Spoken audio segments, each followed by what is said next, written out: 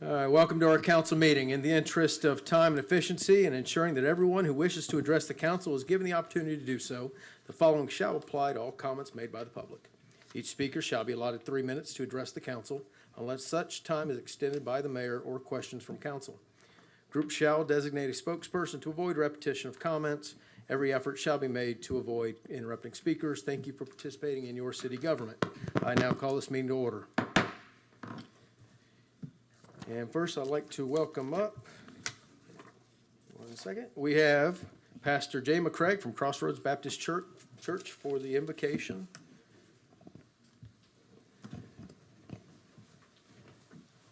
And please keep the family of Patrice Campbell and Colombian Senator Miguel Uribe. Miguel, he passed away a few days ago from gunshot wound to the head, running for president of Colombia. He was a friend of the military museum, and Patrice was on our Historic Preservation Board for a number of years here. So she was a family here to the city of St. Cloud. So, please join me in a word of prayer. Father God, we count it a privilege to be here tonight, to be able to lift you up before this city council, Father, to be able to ask for your wisdom and your guidance in everything that's done. We pray, Father, that everything that's done here will be done rightly, will be done in order. We pray, Father, for those who have died, those that we're mourning today, Father. We just pray that you'd be with the loved ones of those families, Father, to hold them close, help them to see your spirit as they go through this time, Father. Father, it's never a good time when somebody's taken from us, but Father, we know that you are on the throne and that you are in control. Father, we pray for wisdom and peace for each person that's here tonight. Let every person do everything in order and do it rightly tonight, Father. Help them to be respectful of each other and of differing opinions. And Father, we just commit this entire meeting into your hands. For it's in Jesus' name we pray. Amen. amen. And please remain standing for a moment of silence for former council member Tom Griffin. He was on the city council here from 2008 to 2011, and he was executive director for many years for the Transition House and really built that organization from the ground up to many states throughout the country. So amazing guy, helped many people.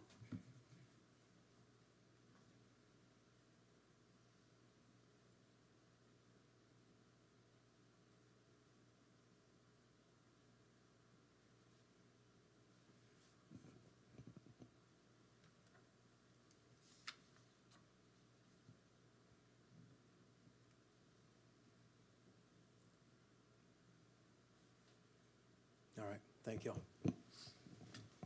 And please remain standing for the Pledge of Allegiance. I pledge allegiance to the flag of the United States of America and to the republic for which it stands, one nation, under God, indivisible, with liberty and justice for all. You damn sweaty?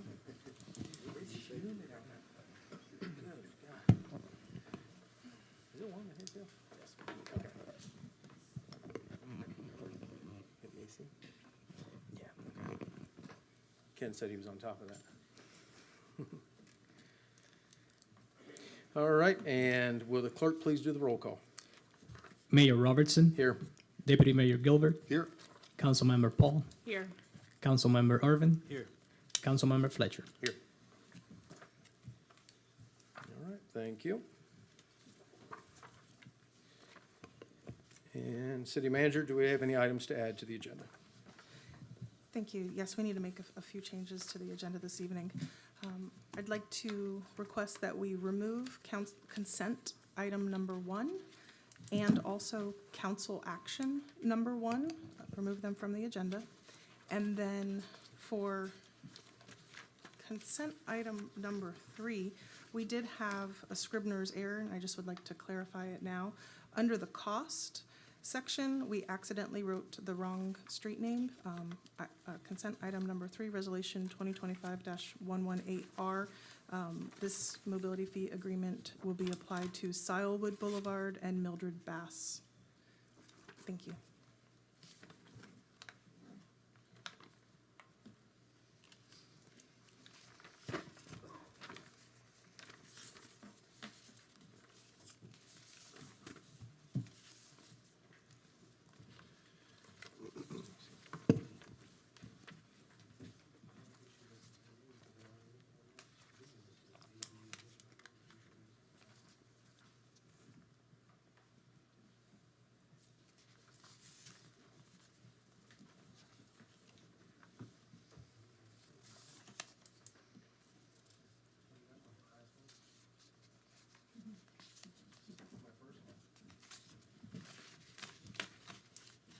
Sorry, I had a copy from November's meeting in here somehow.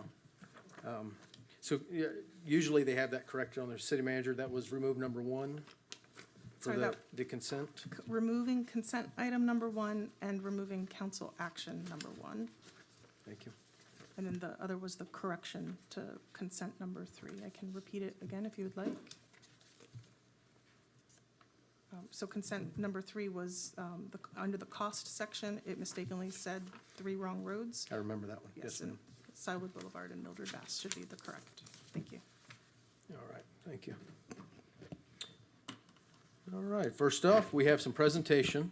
And up first, we have the presentation for Employee of the Month by Mary Emma Batchelder.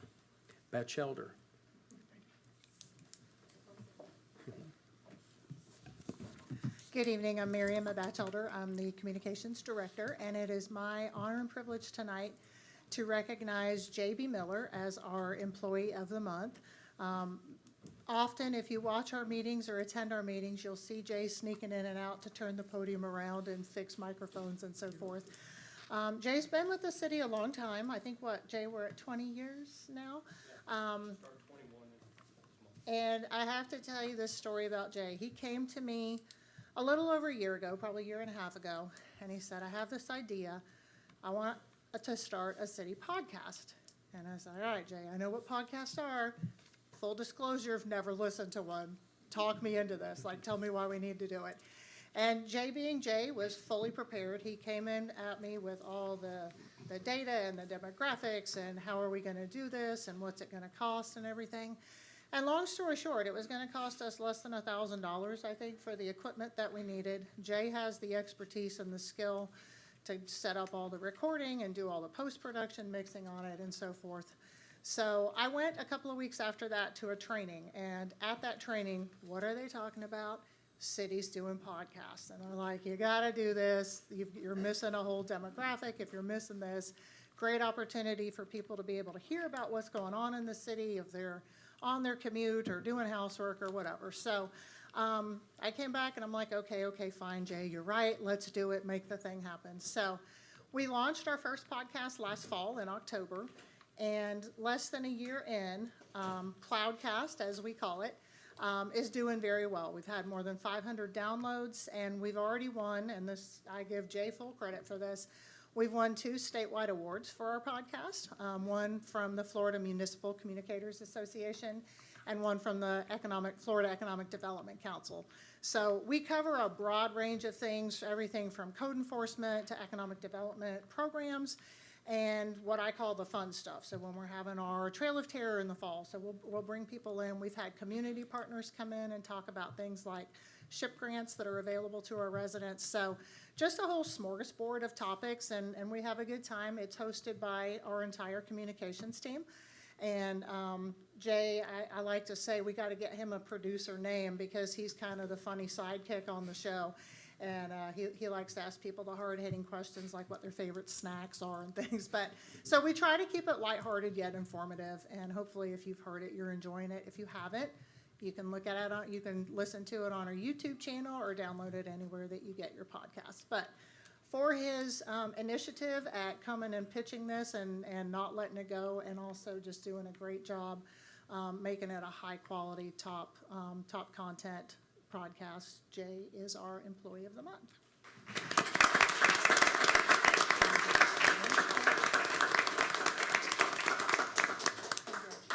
Would you like to give a speech? So Stacy set the timer. No, I'm just kidding. I don't really have anything to say. I want to say thanks for the recognition, and it's more about the recognition of podcasting as a communications medium and marketing tool. So with that being said, hit me up if you want to start a podcast. I can help you out.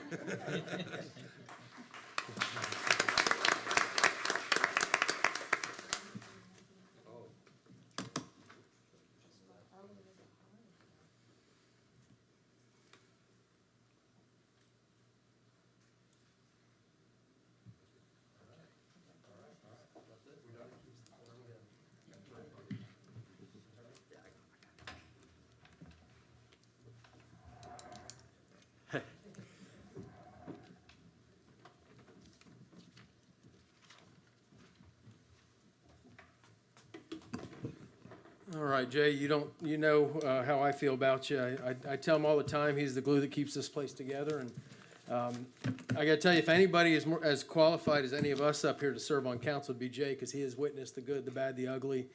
They have a Eagles Nest seat up there to oversee everything, so. I'm considering running after I retire. Uh-oh. I'll warm the seat up for you.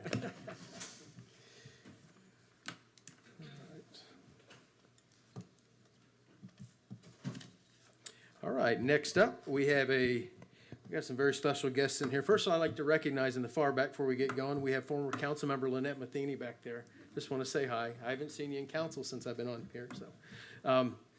But next up, we have a presentation of state funding to the city by State Senator Arrington and State Representative Paula Stark. State Senator Kristen Arrington and Senator Paula Stark, or Representative Paula Stark. Well, thank you very much for allowing us to be here this evening. Senator Arrington and myself are very proud to be here to be able to express to you all the fun that we had trying to get our appropriations across the line this year. And so with that, we had 3 different ones that we managed to get in the budget, both of us. And so, because she's our Senate sponsor and our legislator sponsor. So we did manage to get 2 all the way across the finish line. So we wanted to share those with you tonight. We also got 1 across our finish line, but we didn't get it across the governor's. So we just wanted to make sure to let you know that collectively we managed to bring home $470,000, 2 projects, our stormwater project and the St. Cloud Fire Boat Rescue. So those were the things that is coming to us. Unfortunately, Hopkins Park, which is near and dear to our hearts, we thought that was really going to make it across, is the one that got vetoed. But we're a little determined that that's a passion and that we would like to move that forward again for you soon. And so I will let Senator Arrington have some words. Yes, just wanted to thank you all for bringing forth such thoughtful projects. When you came to the delegation meeting, you did come with 3 projects, and as Rep. Stark said, we did get them across the finish line. Want to thank our teams that are here, also your lobbyist, Chris Carmody, with Gray Robinson. We all worked together to do that. Looking forward to seeing you all at the delegation meeting, which is the end of October, and bringing forth some projects, and looking forward to having some success for the next session. Budget was the delay in session. Instead of it being 60 days, it was about 104 or 105 days. So with $600 million worth of vetoes, we are disappointed with that 1, but we are really excited that we did get those 2 across the finish line. Yeah, thank you very much. We appreciate all of your hard work, your team. We all went up there, had a great time. Thank you. I know y'all love spending time in Tallahassee. You love the extended vacations. Let's give them a round of applause for getting us that funding. Those are great projects, so we want to thank them. We have a check presentation if you guys would like to join us down here. And we wanted to double check, the delegation meeting is actually October 27th. Put it on your calendar so you can prepare for it.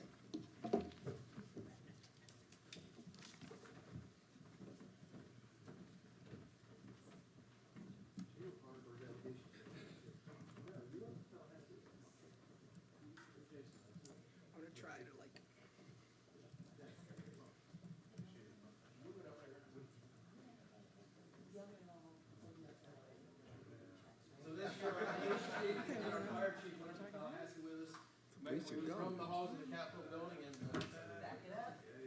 Hang on.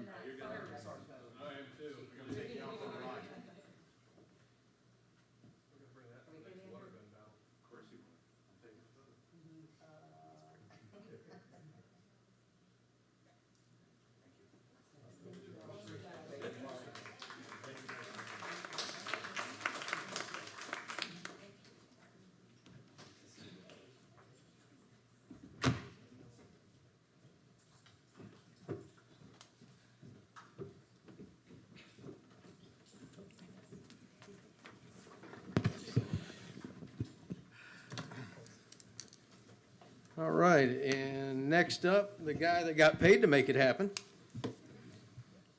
We have a presentation by City Lobbyist Chris Carmody.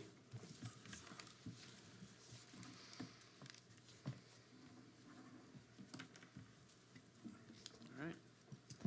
Good timing on all this, right? Good evening, everyone. Chris Carmody with Gray Robinson. I also have with me Kylie Anzueto somewhere there. Okay, thank you. Lost my train of thought here, or vision. As you just heard, and so I'll be brief through a lot of my stuff because I don't want to be too duplicative. It was a great session, especially when it comes to appropriations. There's some local government stuff we'll get into and we can cover, and I'll get to it in the slide, but we've got an amazing delegation, the two you just heard from, and then of course Representative Booth. Worked very hard on behalf of the city, not just on appropriations, but on policy issues as well. Anytime something came up, working with Veronica and Dan and the rest of your team, we've come up with an issue that maybe we didn't right on immediate thought realize it was going to have an impact. Go see them, say, hey, you need to know this is going to have some impact. Let's see what we can do. And there's no hesitation. They jump right into action. We've got great members of this delegation. So thank your constituents, I guess, for making sure they go to Tallahassee because they're doing good work for us. So I'll jump in here. That's us, Chris and Kylie. And we spent 105 days in the world of Tallahassee this year, as you may have heard. Not just 60, but 105. They had to extend.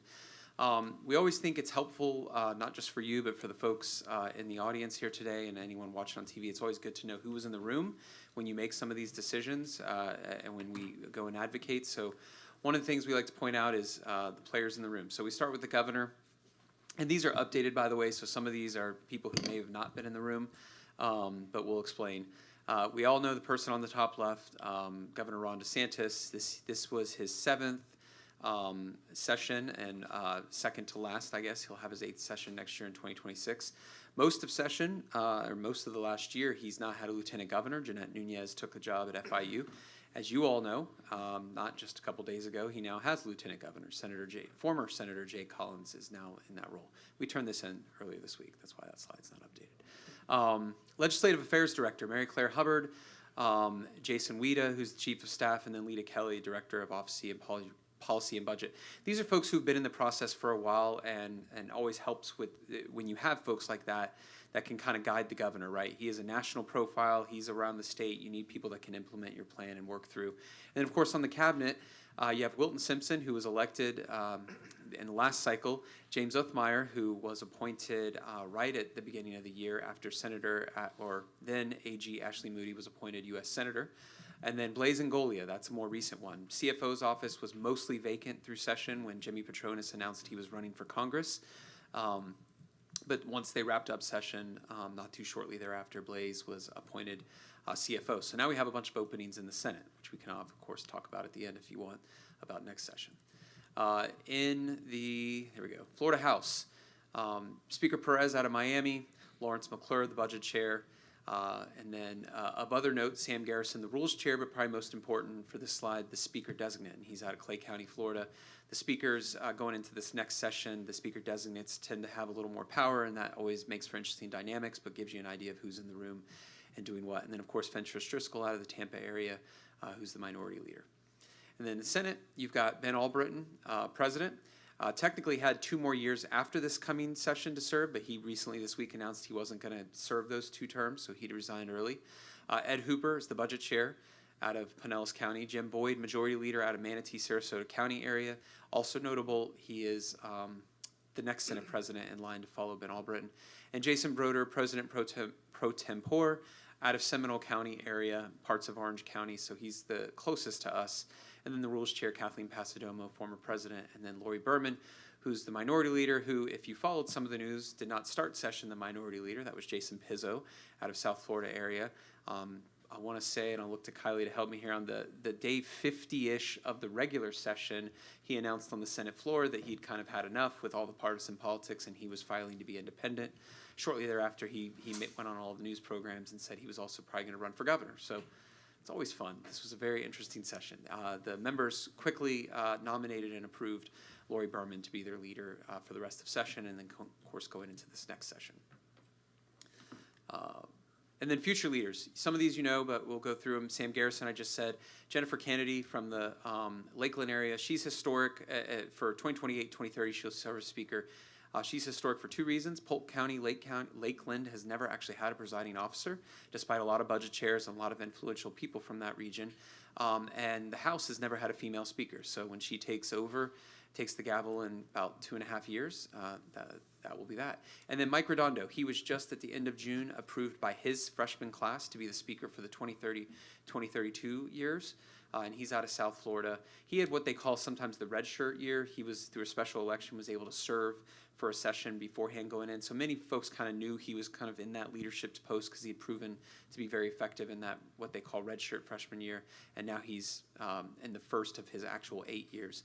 And all of this, of course, is because of term limits. Back in the 90s, when they put term limits in place, 8 is enough. 8 in the House, 8 in the Senate, sometimes 10 based on redistricting, which means these folks know exactly who's going to be around for the next 8 years, and only 8 years, especially in the House, so they kind of elect their leaders way early in the process than would normally be in other states across our country. And of course, Jim Boyd, I mentioned earlier, Senate President Designate. Jay Trumbull will follow him. He's out of the Panhandle region. And Tom Leek, most expect will be the president, kind of lining up with Mike Redondo. He's out of the Volusia County, St. Johns County area. Then here's our delegation. I already gave them the shout out, but I'll do it again. They're wonderful human beings, great Americans, and do great work on behalf of the city. So when you see them around town, please thank them. They really do. That's not, I'm not just saying that because they may or may not still be in the room behind me. They are actually great people. And Kylie and I and the rest of the team really enjoy working with them. All right, so a little bit on this session, special sessions and building tensions. This session's hard to talk about without talking about sort of that bubble that occurred before session. And, go back in time, President Trump, not quite even inaugurated, the governor said he wanted to have a special session. And he wanted to, you can see those bullets, illegal immigration, condo law reform, hurricane relief, and election petition initiative reform. That very day when he announced, and the saying in the process is you don't announce a special session unless it's all been negotiated. I assure you, none of this apparently was negotiated. Both the House Speaker and the Senate President released a joint memo that my words politely just said, no thank you. You can see some of the words they used up there. Unnecessary, premature, harsh words when you think about this process where everyone kind of kid gloves in their salvos and through a memo, basically calling out the governor saying he shouldn't have called it. So fast forward, they show up to the special session because the governor can call that. They immediately gavelled in and gavelled out. They then gavelled into special session 2, or B, as they call it, as they log it, where the House and Senate passed a couple of bills related to immigration. The governor promptly said he would veto it. He did. And they ultimately had special session C, the third special session, where they were able to make a couple tweaks on their original bill, get it to the finish line, and here we are. But that was a very early sign or warning, depending on how you look at it, that this was not going to be like other sessions, right? The governor was not necessarily as dominating as far as a figure as he might have been previously. And the House and Senate showed that they weren't going to, just do whatever he asks, which always makes for interesting politics. That's how it's supposed to work, right? We all learn about checks and balances and history and government, but now they were employing some of those. So that kind of leads into the session. Here's the bills that were filed, and these are all for y'all, obviously, and anyone around. They're available, so if you need them, just request them. So I'll go through these quickly. Interesting tidbit on that, you can see 3 bills allowed to become law without signature. One of those was the non-compete law that now gets rid of those provisions. This is the first time this governor has allowed a bill to become law without a signature. Previous, he's either signed or vetoed, so that's kind of a new wrinkle this session. Here's the appropriations that were filed on both chambers. You can see about the same. And then priority issues, the things they do agree upon, and sorry about some of this formatting, we wanted to make sure it was compliant with the standards y'all have for presentations, and some of it got a little off. Sustainable budget, pre-session, both the governor, the speaker, and the president were at least aligned on one thing, is that they wanted to cut back on some of Florida's spending. Not to worry, and you all see it, the revenue projections are still very good and aggressive and showing an upward line, but there was a fear that some of the oncoming expenses in outward years, right, as our population grows and expenses, whether it's inflation or tariff concerns, they wanted to be a little careful with that. So they were going to cut back on the budget. They were also going to do a tax package. You can see that second bullet, and every session, so you always have a budget, which our members are required to do. You always see a tax package. They're not required to, but every session I've been a part of, they've had a tax package. And then they always have had measures that help advance law enforcement. So that, no surprise there. We can all agree on those, and there was plenty of bills in and around that topic, although not always agreement on within the topic. Governor's priorities, property tax relief. We've heard a lot of that. You're going to hear a lot more of that the next about 12 to 14 months leading up to November's ballot. He didn't get what he ultimately wanted, which was a property $1,000 rebate to homestead property owners, and that was, again, some of the back and forth between him and mostly the House, somewhat the Senate on this, but the Speaker and him were not getting along on some of these priorities. State engagement in combating illegal immigration, he's led with that before Trump was inaugurated and sworn in. Since then, and you're seeing it even today with the press headlines, right? In the last couple weeks, we've had Alligator Alcatraz down in South Florida, and I think they called it Deportation Depot, which is the new one that they debuted today. He's going to continue to lead on this, I believe, until he's out of office in Florida sometime January of 2027. All right, continuing to lead. The other things he did is he takes a lot of victory laps for what he's done the first 6 years and reminds folks Florida should be lead. That was part of his inauguration, or his State of the State address, is that he wants the state to continue to lead. And then, frankly, he's in his last 2 sessions when he's entering this one, cementing and defending his legacy. He's proud of what he's accomplished, and he wants to make sure that for the things he's done, there's his double down on that. And so when he finally does term out, that there's something he can defend and remind people of what he's done. I don't know, maybe in case he wants to run for an office later. Ben Albritton, rural renaissance was his #1 priority. It was the first bill passed out of the Senate. It ultimately didn't make it to the finish line. It will be back next year. That was some of the House and Senate politics of negotiation. What it does is what it sounds like. His thought was he wanted to inject cash and resources and deal with regulations into our rural area of the state. In his words, to make sure that they have the same opportunities that our urban areas have. I know here in St. Cloud, Osceola County, we kind of teeter between both, right? Between urban and rural and different parts of the county. And there would have been some opportunities should this bill have passed the legislature. I think it'll be back. Unfortunately for this bill, it got caught up in a lot of what we see all the time between the House and Senate negotiating priorities, right? Towards the end of session and then extended session, he and the Speaker weren't quite aligned on all their properties, and this is one of those things that fell by the wayside. He's committed to Florida citrus, being a farmer himself, with a background. Year over year, he was able to get into the budget an increase of about $90 million in citrus canker and greening research that will be done through the Florida Citrus Council and University of Florida and a few other areas that are participating in that research. And then empowering members, right?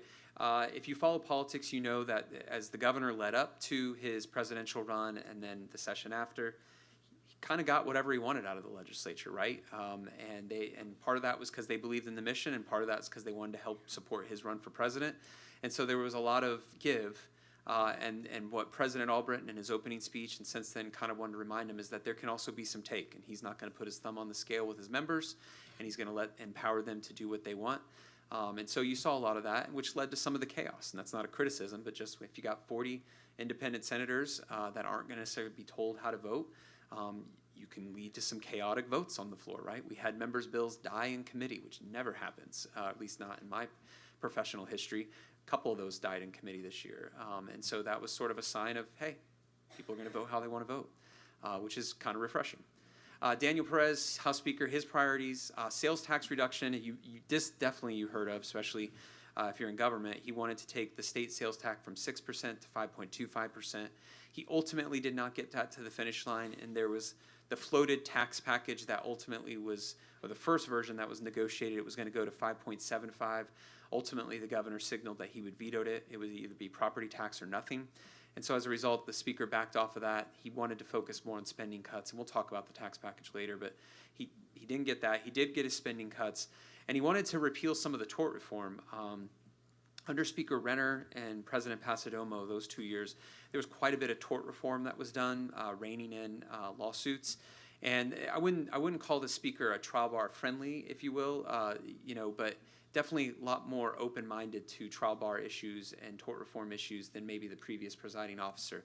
So, and he led with that in saying that he wanted to, I think his inauguration speech when he was sworn in said, we're not going to let insurance companies write our insurance laws, right? And so that was sort of a signal that it wasn't going to be how it was the previous 2 years.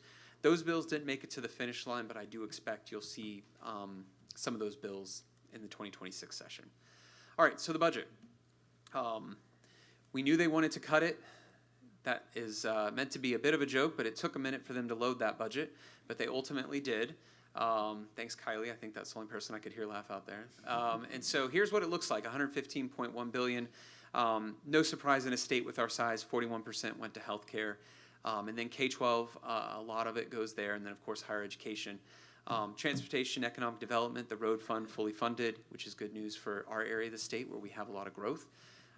Ag and natural resources, that's a part of the budget that continues to grow as they've tied a lot of those monies to the gambling revenue that the state gets from the compact, which continues to grow. And then criminal and civil justice, about level.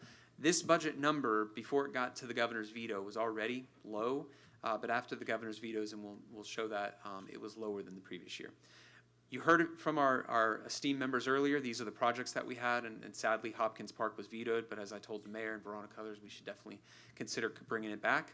It's a great project and one we should definitely consider working on next session, as well as others that can help benefit your community. Budget highlights, some of these you already heard, but FEFP per student spending is up 1.59%. And then they eliminated a bunch of vacant state jobs. That's an easy way to cut the budget, right? If the jobs haven't been filled in a while, you just eliminate the job. Fully fund the work plan. Sadowski Trust Fund, this thing was on ice for a little bit, how they funded that with doc stamps and other things, but they ultimately landed in a good place if you're a fan of affordable housing and support from the state. Everglades Restoration, that was another funding high as they continue to priority a lot of our water infrastructure and keeping the green parts of Florida green, right? Big ticket items, you see that Visit Florida, which obviously has impact to our region. That was funded again at $80 million. The Rural Family Lands Protection Program, $250 million. Many property owners here in Osceola County and other parts of our region have taken advantage of that. Budget Stabilization Fund, the governor vetoed that parts of this that were funded in that, but there will be a constitutional amendment that will increase the required amount to go in the Budget Stabilization Fund on the 26th ballot. A note about that, because they cut back on the budget and because they put funding into the Budget Stabilization Fund, despite some of the ones that the governor vetoed, we are tens of billions, right? I think it's around 12 billion I last saw in reserves of unallocated or unappropriated dollars that are expected. To put that in kind of quantifiable terms, that's 2 hurricanes and another COVID that the state could withstand should we have to. So we're in a very robust state. That's why I said the revenues aren't our problem. There's just a forecasted potential expenditures coming. So a good job on that from that perspective on the state. Paid down some debt, $580 million. Helps our bond ratings, and then $50 million to Hometown Heroes Down Payment Assistance Program. All right, tax package, one I'm sure everyone's heard of, and it was most of that $2.04 billion. Repeal the business rent tax. As you all know, Florida is the only state in the 50. It was us in Manhattan that charged a lease tax if you were renting something for your business. You will no longer come October 1. And then back to school sales tax holidays. Now that's going to be permanent, month long, every August. Take advantage while we're here, right? Aviation fuel tax, tourist development tax. There was an aside. There was a very behind-the-scenes conversation about this topic, about changing some of the ways it's implemented, which would have absolutely had an impact here in Orange and Osceola County. Ultimately, that didn't make it to the finish line, but I point that out as that conversation is going to continue in future sessions. And, you know, I'm biased because I know it benefits our city and obviously our county and our region, but the tourism industry here is a golden goose, and so everyone's always a little nervous about what is taken away or not. Should I pause or just go off memory on the slides? I didn't touch anything. There we go. I mentioned tourism. I got to, you know, sorry. And then sales tax holiday for hunting and fishing supplies, permanent sales tax for disaster prep and outdoor safety items.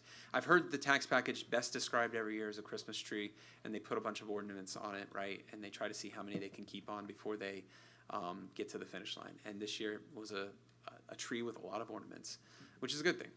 All right, line item vetoes, I mentioned some of those. It was about $1.35 billion at the end. Budget Stabilization Fund transfer was one of the big ones. And then when it was finally done, the final budget was actually $10 million, just $10 million more than the governor's original recommended budget in January. So that kind of gives you an idea of where their heads are at, including our governor, when they came to the finish line there. I mentioned tort reform, all those bills that were put forward. One actually got to the governor's desk, he vetoed. The other 2 did not make it. I expect a lot of those will be back. A couple local bills that I want to highlight, and I know these are on your radar, but just highlight them anyway. Senate Bill 180, dealing with emergencies. There was a provision in there that dealt with, and they've done it a couple years before, where depending on where a hurricane lands in a 100-mile radius beyond that, the communities that are affected by that sort of cone or line, if you will, have to cease any kind of changes on development, impact fees, a lot of provisions on that. You're hearing about it in Orange County. I'm hearing a little bit about it down here. It could have impact on some of the impact fees that you've adopted or want to adopt in the future. It could have impact on some of the land use regulations you may or may not want to adopt going forward. So I put it on your radar. This will be challenged. The way it was presented in the bill presents as if it was just meant to deal with emergencies and letting you or your neighbor rebuild their house the way it was built before, not have to be kind of confined by a new code or a new land use, right? That makes sense. But it's obviously being deployed as everything, right? Not because of you had a hurricane damage. And so it'll be interesting to see where this lands, but I put it on your radar. I'm certain, I know your city attorney is well aware and is probably looking at it, as is other folks in the community, but I wanted to make sure you're aware. And then, of course, the implementing bill. On the very last day of negotiations for the budget conference, if you will, I think it was a Friday night, they rolled out a lot of implementing bill language. An implementing bill, for those that maybe not keep up with the lingo up there, is the bill that is tagged to the budget, and it's the policy that they change for a year to implement the budget, right? So if you fund something but the statutes don't allow for it, you put some changes in statute that are good for a year, it expires January or June 30th, 2026, so that your budget can exist. Or if you make changes in some recurring dollars, you put a change in statute to deal with that. One thing that debuted on the very last day of negotiations was a section that dealt with DOJ, and specifically allowed DOJ to charge fines if local governments don't turn over the records in a timely manner. Basically giving some authorization into what the DOJ department, the Governor's Department of Government Efficiency, was already pushing forward. If that wasn't passed, it would just be public records requests and pleas and thank yous, right? That this language with the kind of fines built in puts some teeth into it. So I put on your radar. I know y'all adopted or opted in, so to speak, to DOJ and said, come on in and look at our records. So maybe not as much impact on you, but more just to make you aware of it, as it's good until June 30th, 2026. All right, quick fire drill here, and then we can answer any questions or let you guys go on with the important work that you're doing. Notable bills that passed. Constitutional amendment form.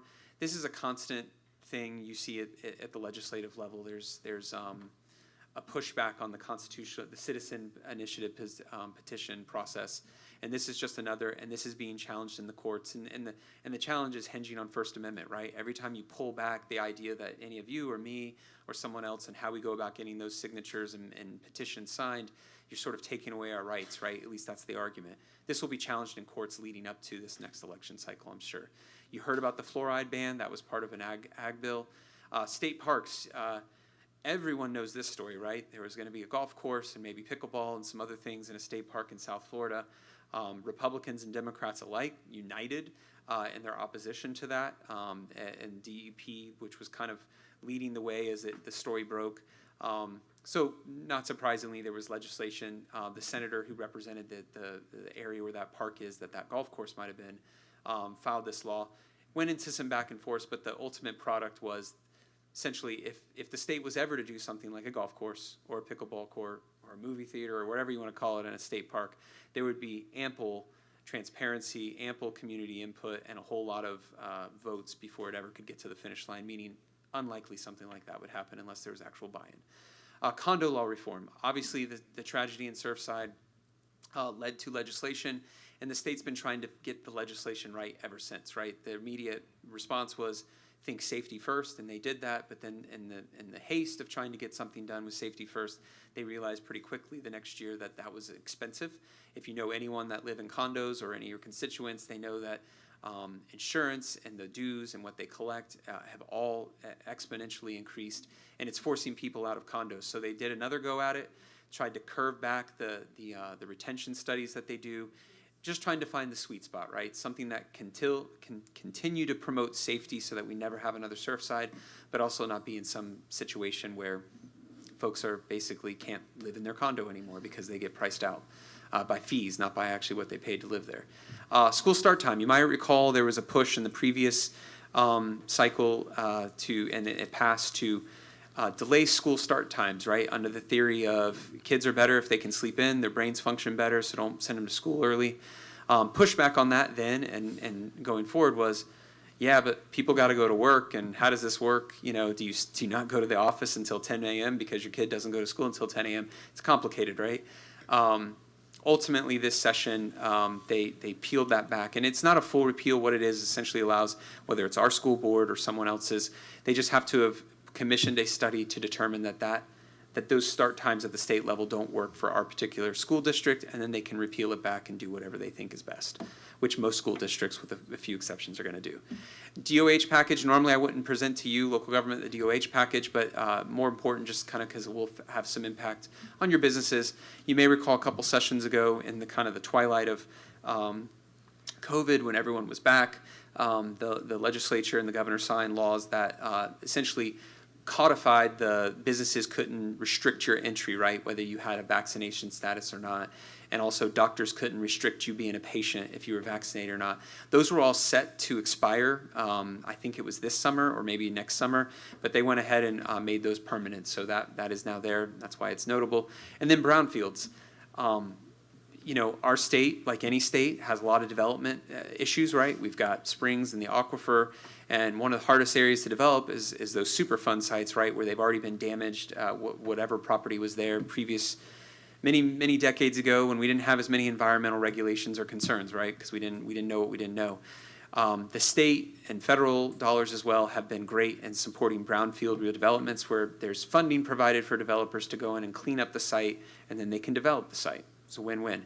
Some of that funding was in jeopardy, but this year they got it and put it in legislation and got it right, which will help, to the extent you have areas like that, help those developments move forward. Notable bills that failed, and we mention them because they will probably be back. Property insurance, they are still hoping and hanging on to the regulations that they did a couple years ago and hoping that the corner will turn. To their credit, the legislature, all of them, there are more insurers in the market than there were 2 years ago, right? So that has created competition. But if you've seen your renewals, if you own property, you know that the situation hasn't necessarily dramatically improved. Maybe it's not terrible like it was before. And so that drumbeat it continues to be for property insurance reform, and I think you'll see something next session, especially in an election year. Hemp regulation, this is something that's been coming every year, and it gets a little closer, not quite there. E-Verify, as you probably know in our state, we have E-Verify, but it's for companies that have more than 25 employees.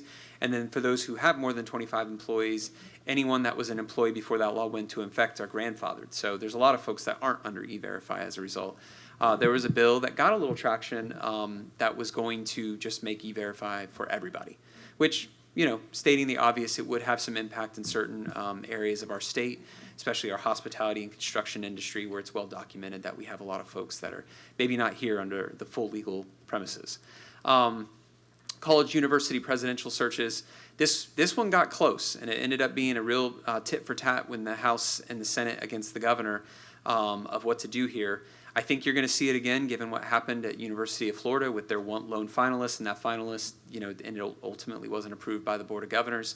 But right now, as it sits, a university can do a search completely in private, which was pushed by almost everybody. Everybody wanted this because they were worried we can't get Harvard's president, if that's who we're recruiting, because of the minute they announced they wanted to come to UCF or UF or FSU, they would lose their job at Harvard, to use that example, right? And so they wanted to be able to do it in private and do the interview. But what's happened is most universities have gone through this process, and what the law says is you have to show the final 3 finalists, so at least there's some transparency. What happens is all the finalists but one pull out because they tell them, hey, this is our one that we're going to pick. The other 2, thank you for participating. And then they pull their name out before it's final, so you only hear about one finalist. So much for transparency.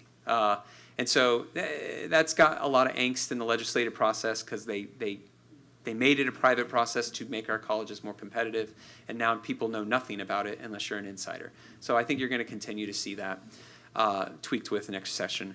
Gun law changes. Parkland, the tragedy led to a lot of gun law changes in Florida, and ever since then, there's been a push to repeal some of those changes.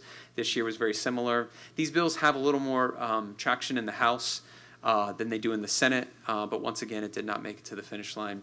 CRA, boy, this one, Kylie and I and others, we spend our wheels quite a bit on this.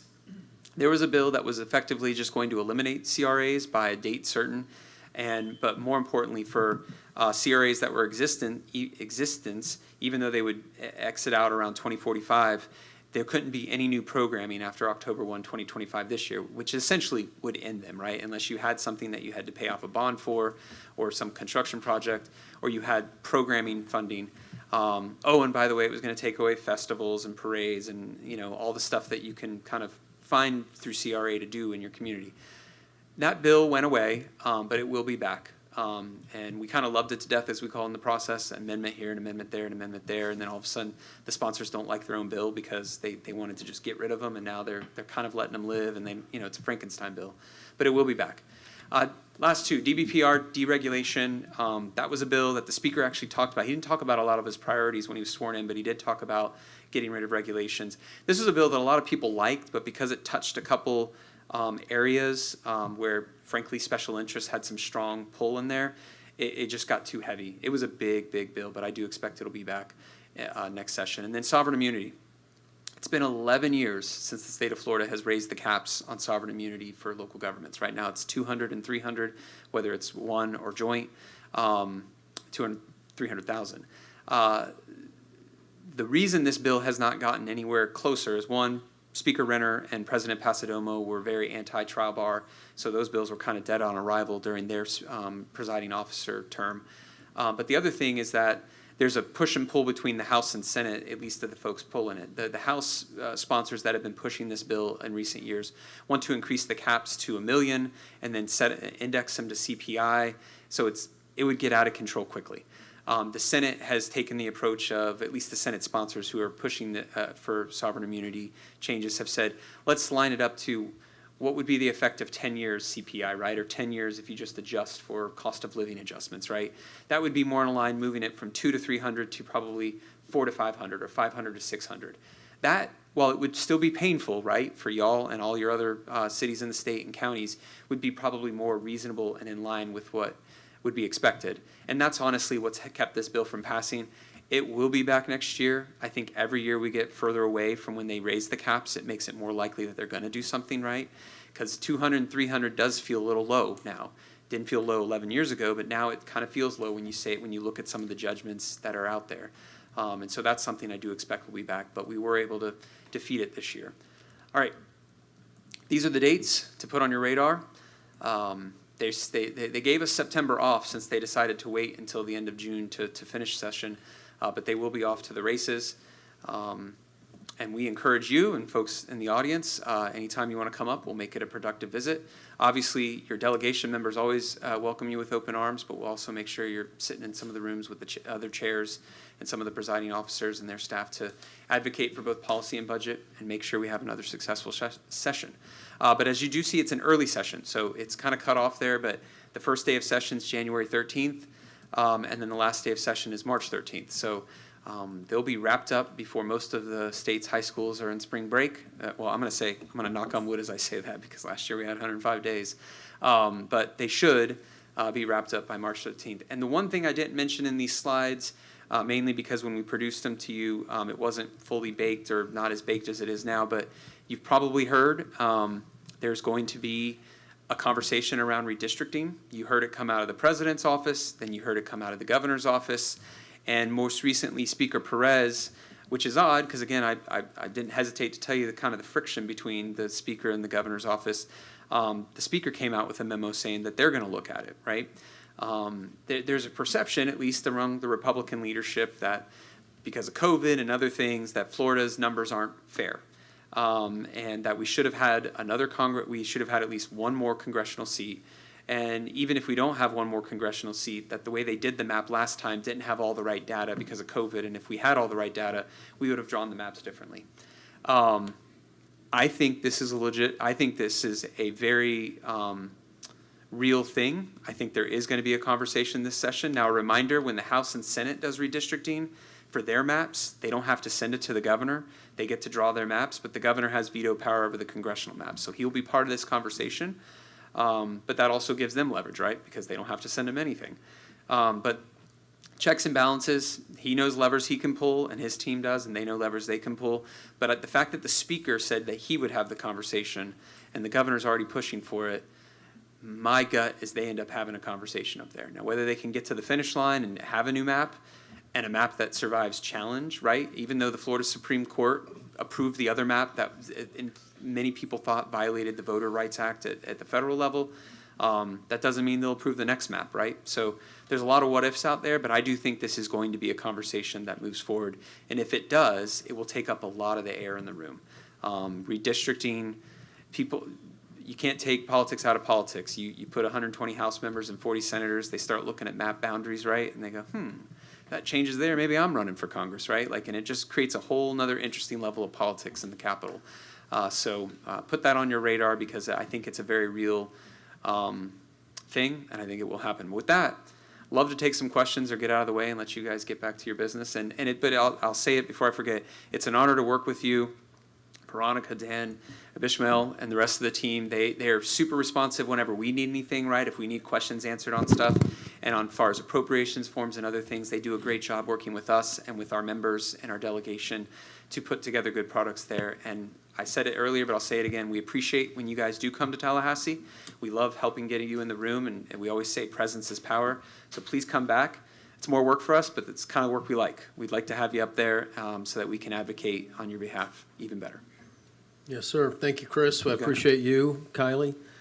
Thanks for being amazing tour guides up there for us and That's what we showing are. us up and down the stairs, the elevators, and putting up with us. So, Absolutely. and putting up with our chiefs over there. I know they get into trouble. And even when Councilmember Urban gets lost going for popcorn. No, but thank you. The fireboat, the Tiger damming system, those are amazing assets. They're really going to help our city with public safety, and because we get hurricanes around here and we get accidents out on the boats or out in the lake, so it's really cool. Well, we'll take enough credit to say you're welcome, but the real credit is these members. I don't even know if they're still behind me, but I always say to folks, as you get towards the end of session, right? Like in those, if it was a regular session, those last 10 to 15 days, it's kind of like a funnel, right? And our ability as lobbyists to get to the budget chair and the presiding officers, we can still get to them, but everyone is trying to get to them, right? It's not like middle of session, whatever, you can text them and you get a quick response. When all the focus is on the budget, every lobbyist in the Capitol that has the cell phone number of one of the budget chairs or the speaker or the president is probably texting them saying, could you check on this one? Could you check on that one? And so you feel excited when you get a response, and you don't take it so personal when you don't. They read it. But who they don't ignore is their members. And when the members that we have, and they did, go do the leather sole lobbying, right? Walk down the hall, go to the budget chair's office and say, this is important to me, which I know they did because we had conversations about it. That makes all the difference. So they just definitely deserve a lot of those kudos, if not all of the kudos. We're just glad to be along for the ride with them. They're great members.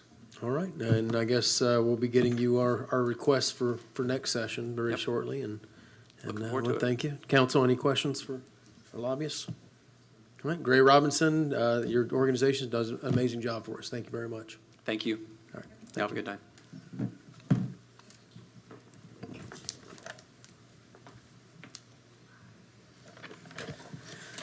All right, next up, we have the consent agenda. The next portion of tonight's meeting is the consent agenda, which contains items that have been determined to be routine and non-controversial. If anyone in the audience wishes to address a particular item on the consent agenda, now is the opportunity for you to do so. Additionally, if staff or members of the city council wish to speak on a consent item, they have the same opportunity. Council, would you like to remove anything from the consent agenda?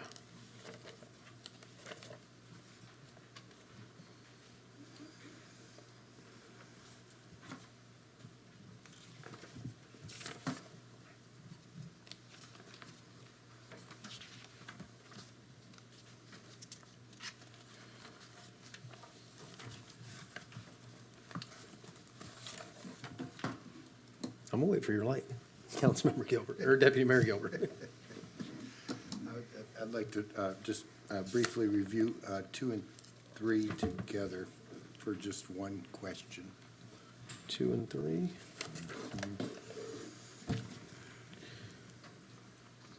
All right, City Manager, you said we removed number 4? Number 1. Number 1, okay. All right, I'd like to go ahead and pull number 4. So we got 2, 3, 4. And I want to do 8 and 17. Okay, in a second.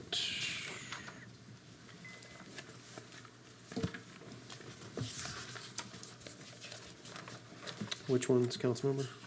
8 and 17. 8 and 17.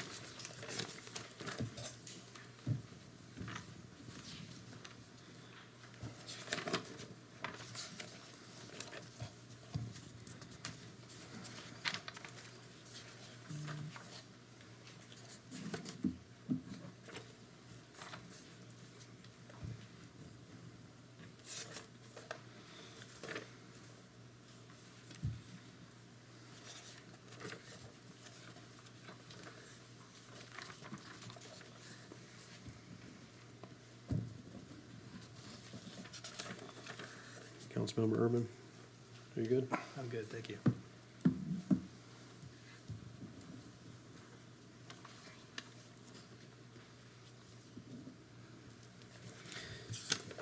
Okay, we'll go ahead and start off with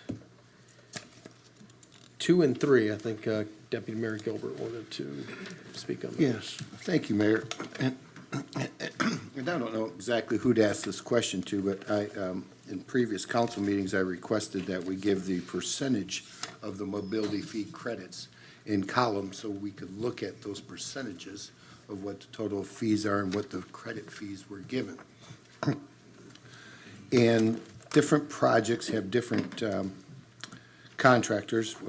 Number 2 was Land Ventures LLC, and number 3 was Taylor Morrison of Florida Incorporated, KB Home Orlando.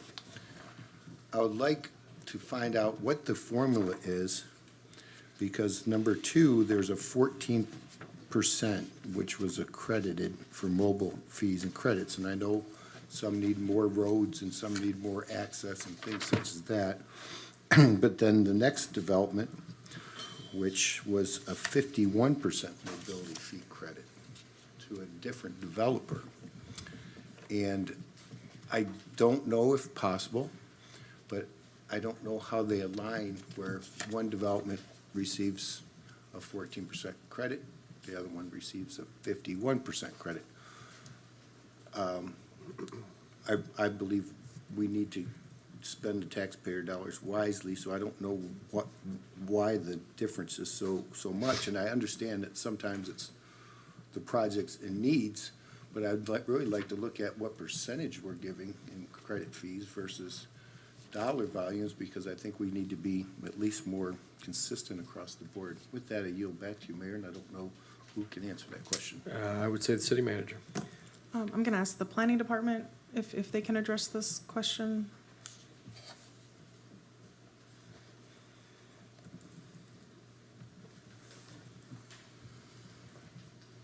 And our transportation planner.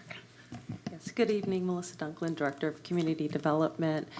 Tammy Recchi is our Special Projects and Mobility Manager, and so she is the subject matter expert on these, so I'm going to allow her to answer that question if that's okay. Thank you, Ms. Duncan. Good evening, Tammy Reiki, Mobility and Special Projects Manager with Community Development. So to address your question with let's start with item number 1 with Narcoossee Land Ventures. That's been pulled. Or number 2, sorry. It's actually number 2. Number 1 that you mentioned, but number 2 in the consent agenda, I meant. So that agreement is coming to the city because that area was part of the encumbrance annexations that we did back in May. So that mobility fee credit agreement was already existing with the county. So when they came into the city, that amount is kind of the remaining credits that they had for the work that they did and that they still have to do for their development. So that's why the amount that is being requested for the city, it's a lot less than what we see for other developers because a lot of that work has been already completed. So when they were in the county, they had two different agreements for Alligator Lake Road, for Noti Road, and Hickory Tree Road. So a lot of that work has been completed already. Now that they're part of the city, we're doing this agreement to see if what they had, the work that they had remaining was eligible for our credits. And then we determined that that amount is what is eligible for us. May I continue, Mayor? Yes, sir. I kind of get all that, so, and I understand the quasi-relationship that we have with the county in mobility fees, and when we annex, we kind of partner up and use whatever mobility fees and what they've been negotiating. We're doing that on some other properties. But I just, to me, if we're gonna give mobility credits, I would like it to benefit the people of St. Cloud, and it looks like one benefits the contractor much more than the other one benefits the contractor. I don't know how we change that formula. I don't have that answer. But I would really like to look at the percentages of mobility fees that we're giving away, because every road needs help. You know, so if the 14% would be less, or the 51% would be 40%, then it would give us 11 more percent for existing roads and things such as that, correct? Yeah, but the 14% was the remaining responsibility, it wasn't the full. So that's why that number is a lot lower than usually is. So you're telling Because me. they already did some work in the county and got Who's some they? The credits. county did. So when the properties were in the county, they did an agreement with the So county. this is the remaining work left? Dan wants to jump in. Yeah, and I was just gonna clarify this. Dan is light, I was waiting for you to finish. That's all So right. comparing the two projects that we're talking about, consent item number 2 is best described as a project where the transportation improvements have been under partial construction and significant construction for a period of time. So before the property was annexed into the city, they did a lot of the improvements for the benefit of the transportation system, not the improvements that are required for their development, but those that create additional transportation capacity. So they did a lot of those in the county. They've received those mobility fee credits from the county for their project.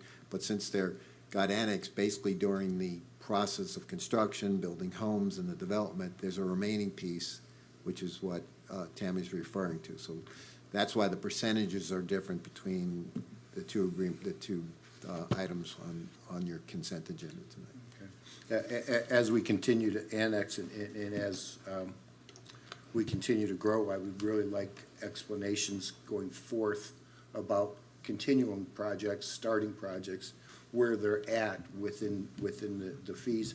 And quite frankly, what percentage? I mean, even, I know one's pulled in threes now, but that's 48 and 51. And that's, looks like both kind of same projects. And one contractor's getting three points more on mobility fee credits. So I just don't, I don't have the answer, but I do have the question. I will tell you- How are these equal? Deputy Mayor, I'll tell you, this one's gonna be a little unusual, and those where the project has already started before it got annexed and they started actually constructing, or we have to look at a little uniquely. There's all kinds of moving parts with those, as you might imagine. Because up until a particular date, they're applying for and pulling building permits in the county, they get annexed, now we're dealing with, maybe the home right next door will be permitted in the city. So we've had to deal with those, and that's what we're trying to do with these. So you won't see a lot of them that are as unique as this. Most of them, we've worked out an agreement with the county, like number 3, which is another tri-party agreement that has mobility fee credits. However, it's not in the city yet. So none of it may never be in the city during the construction process. And if it's never in the city during the construction process, none of the mobility fee credits that are allocated in that agreement will come from the city's mobility fee. Well, I know we just today working on another project that's similar, that was annexed with another piece.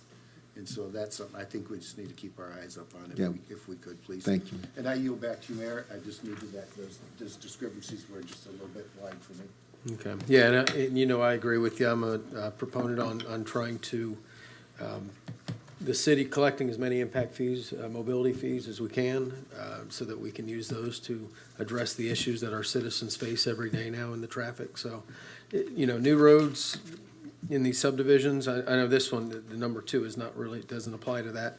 But, there's many subdivisions that we approve that they're building out these new roads with these new citizens coming in that haven't moved here yet. They're an idea of people. I care about the people that are here. And that's it's important to know what fees, what monies we can get so we can build roads. And I'm gonna go ahead, it was just those 2, right? Councilmember, Yes, I Deputy Mayor? yield back, Mayor. Okay. I'm gonna add to the list to pull item number 4, 13, 18, and 19. But I'll go ahead and ask Councilmember Paul if she'd like to go ahead and speak on 8. Yes, so I wanted to ask the question of the cost of purchase and then providing an effective date for the BRIC program policy. Would that be Parks and Rec? Yeah, Ms. Holtcamp?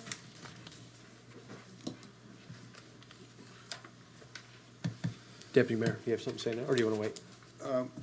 If you mind, can I ask the question at the same time? Yeah. When I was, Well, oh, I'm sorry, go ahead, Councilmember Paul, this is your thing first? Yes. Yeah, I'm sorry. please, I'm I thought sorry. you had just something to It's- say up It's to here. say with this project. Yeah, so I know the BRIC program policy was being updated and wanted to find out the cost of purchase and then the effective date that a individual or organization could apply for a BRIC. Yes, so the cost for the brick, the total cost for the brick is $87. And it would be effective immediately if it passes. Oh, okay. And how would they be able to, is it an application online or will they have to go to the Sexton at the Mount Peace? Either option, they can go online, fill out the application, we'll upload the application once it's been approved, so it'd be tomorrow, Monday at the latest, or they can visit the Sexton at the cemetery, or they can go to the community center on 17th Street and speak with Lori. Thank you. And then, Can I help answer one point there? We're not actually issuing the order for the bricks, though, until we have 10 orders at a time. So we would be able to start receiving orders immediately, but it would take 10 before we're able to get them inscribed. Said So it- $87, something? $87 per brick, but we have to have 10 bricks ordered before the inscriber will come out to do it. okay, so if We'll an get 10 ready. organization do 10 bricks at one time, will you go ahead and start that or will you wait for? Nope. Okay. As soon as we get 10 orders, we Okay. will call them out, schedule them. Or just 10 bricks. 10 bricks.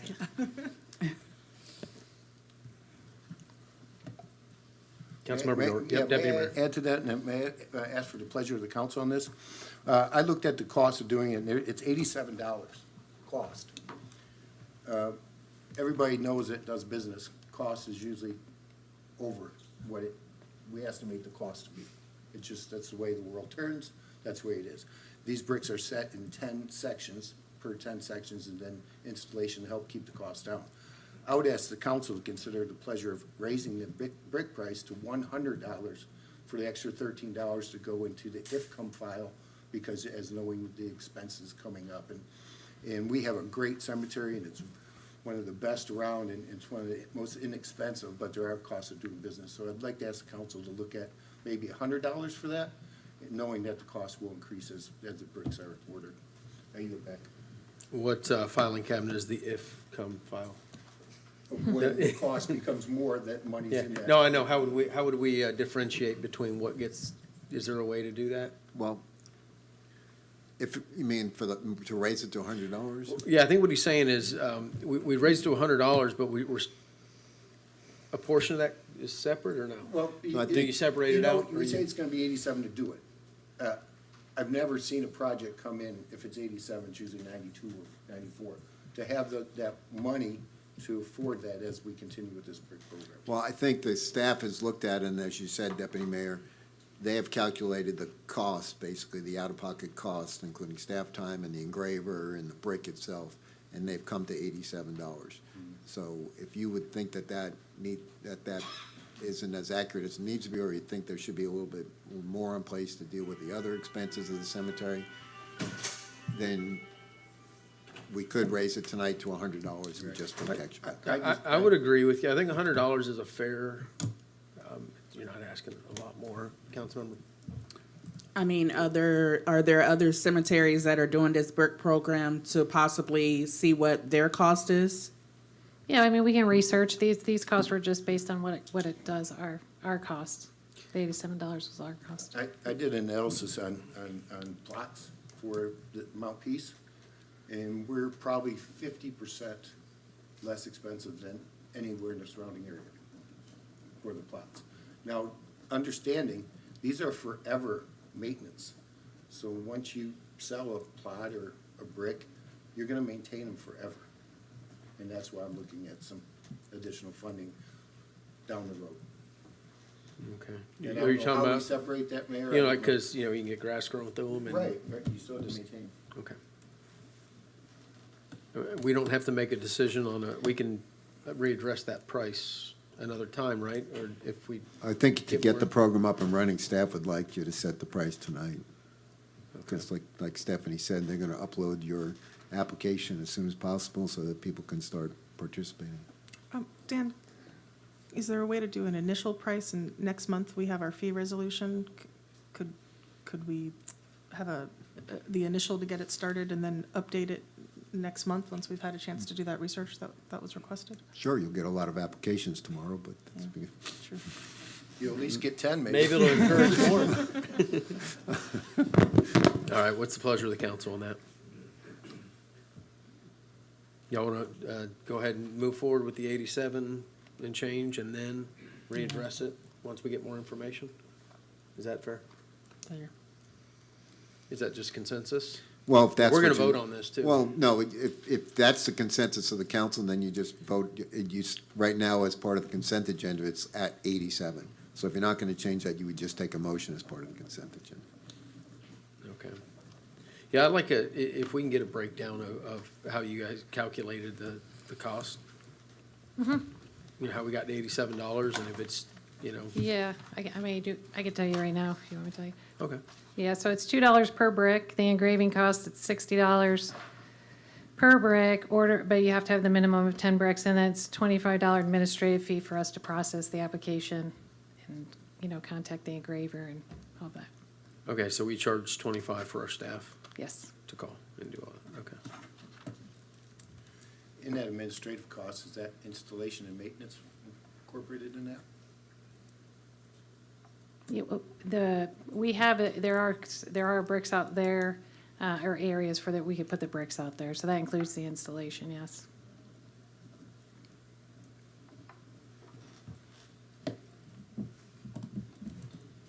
All right, any other questions from council on this one? All right, thank you, Stephanie. Councilmember Paul, item number 7. Oh, yes. Stephanie again. 17, sorry. Sorry. So, wanted to, ask if someone from Parks and Rec can share why the county is transferring the Parton Triangle Park over to the city. I know there's a lot of sometimes confusion out there on the city and the county with these parks. So, if someone could, kindly explain the reason of the transfer. Scott?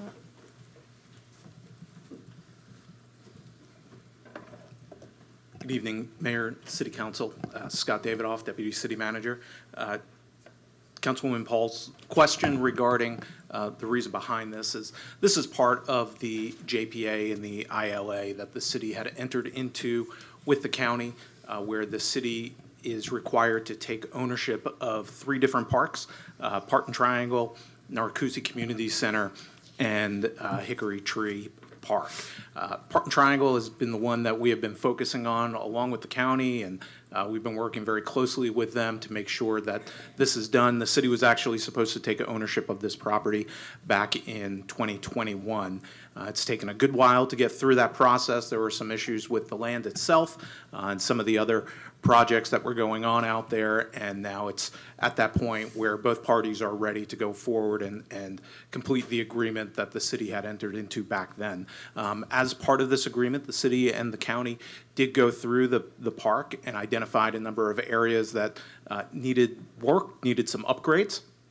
And as part of this agreement, the county is providing $405,000 to the city to make those needed upgrades to the park, as well as the city will be taking, the agreement with the current airboat vendor will be assigned to the city, so the city will be receiving that revenue.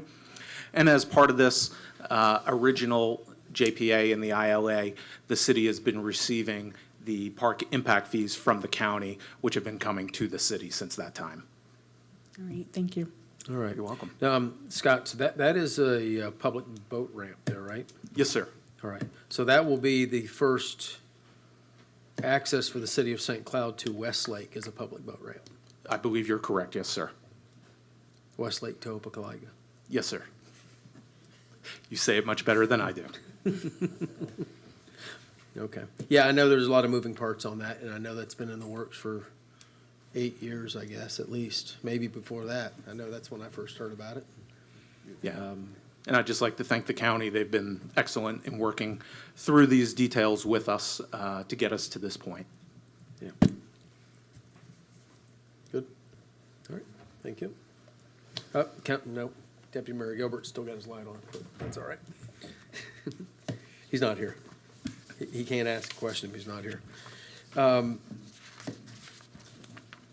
want to go ahead and talk about number 4 here. So I guess these agreements, would that be Melissa for these agreements? Yes. Are these planning and zoning? Yes. All right, community development. Yes, Hi, sir. how are you? Good, how are you today? Good. These agreements, are these are on a case-by-case basis, each one of these? Yes, sir. Okay. Yes, sir. So the way we typically do it is we have contracts, and in order to actually move forward with any work with any of these consultants, there is the next step. We do the task authorization that allows us to request a purchase order, and that purchase order has a specific task tied to it. So we may have contracts, but we may never use those consultants unless there's a request that either comes from the city manager's office or council, or we have a special project or an high volume of applications that we need the assistance. Okay, and all of these, I believe these are probably all approved through an RFQ or RFP? They were initially, I want to say it was like 2020-ish. Don't quote me on the 2022, years. I think it said 22, there. was it? Yeah, Yes. I think that's what the, 3 years. So yes, that would have been 2022. Sorry, math okay. is And you're not my satisfied with the specialty. services of, or you wouldn't be recommending approval? I don't know if I recommend approval on those, but I will tell you, we use Ayers and we use the other one on there, VHB. We use those. The other ones listed there, we have not been using actively, just for transparency purposes. Well, we recently did try to use GAI for one task. Correct. And Right, the MAC, right? Correct. And they, Okay. Do we anticipate using the others, or should we take them off the list if we're not using them? When was the last time we used them? Probably at least a year ago, maybe 2.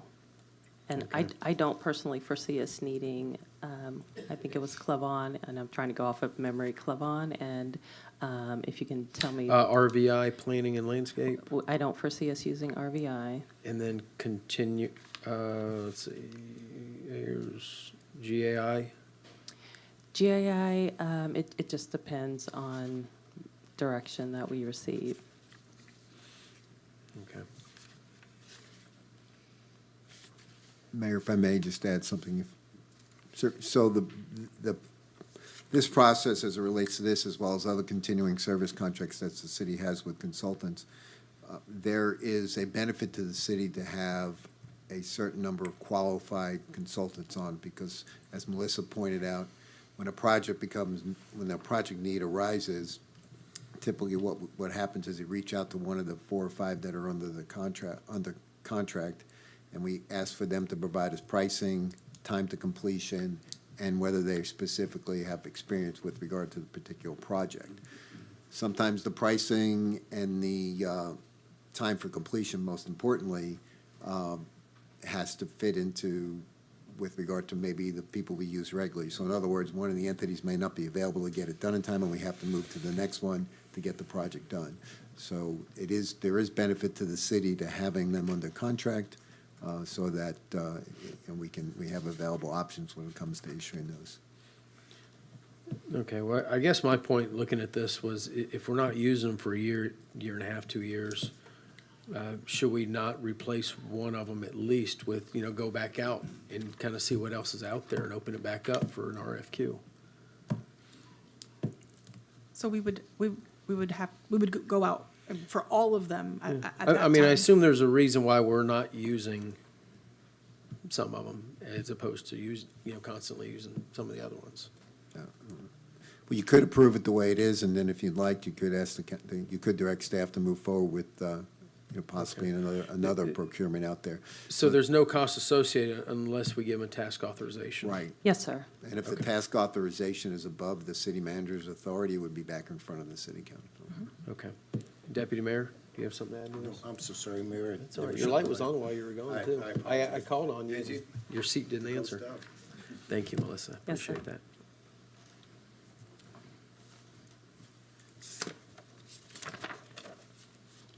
Oh, Melissa, this may be you too. Number 13. More consultants. No, that's procurement. Oh, That's procurement? Miss- Sorry. Thank you, Miss- Melissa. Ms. DeMello.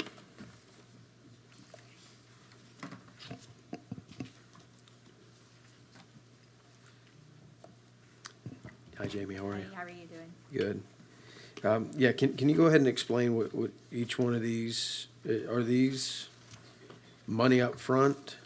There's no cost associated with this, unless that we use their services. Again, we put out an RFP for grant consultants.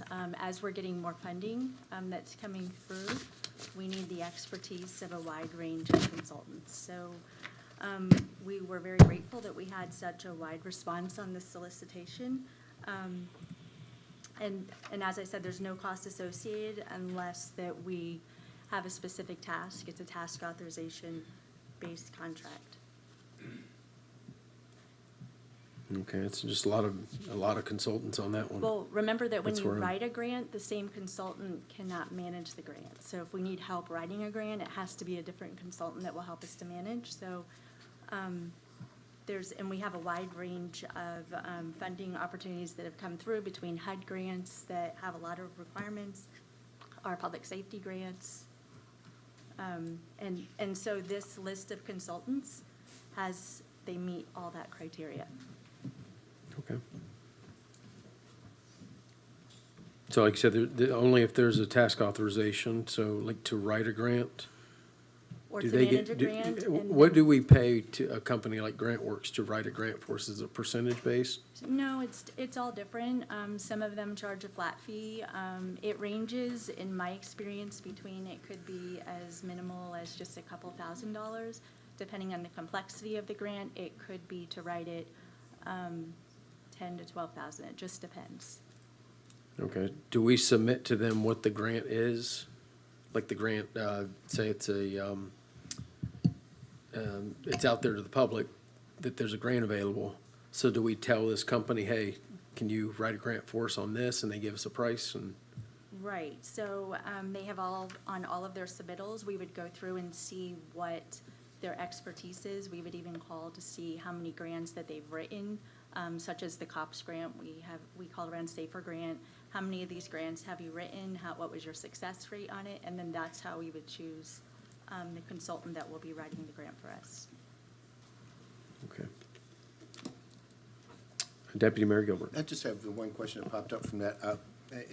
Having nonprofit, myself, we write grants at times and have grant writers, and they get paid if the grant's awarded a certain percentage of that grant. Do we have any of those opportunities? We can't do I know the that. city attorney has something to say about that. Yeah, you can't do that. You can't, for these grants, you can't have a contingency agreement with these. We'll never know until I ask. Right. He told me about 2 hours ago. All right, thank you, Jamie.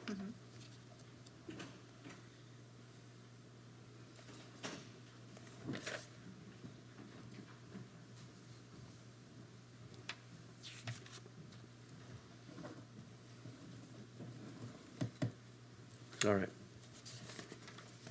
I think we are all good on that, and I'm gonna go ahead and open it up for, we got some members in the public here. So consent item number 18, we have Aaron Foster.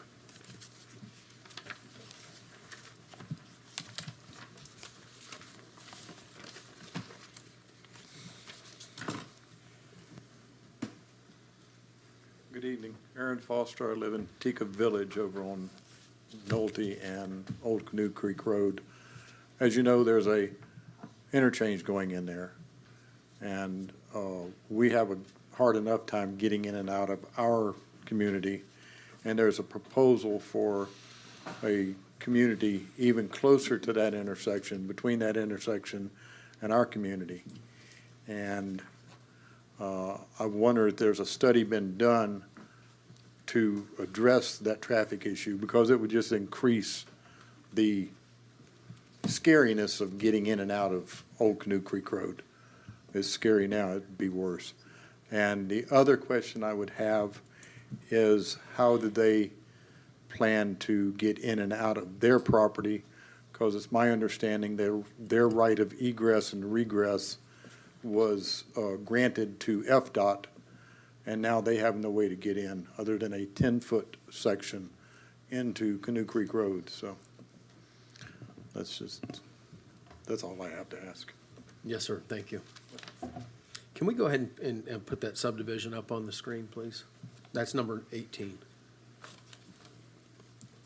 And Mayor, I don't know if the applicant is present, but we may want to keep track of these questions and see if the applicant can help with those. Absolutely. Would the applicant like to speak on this item? Yep, number 18.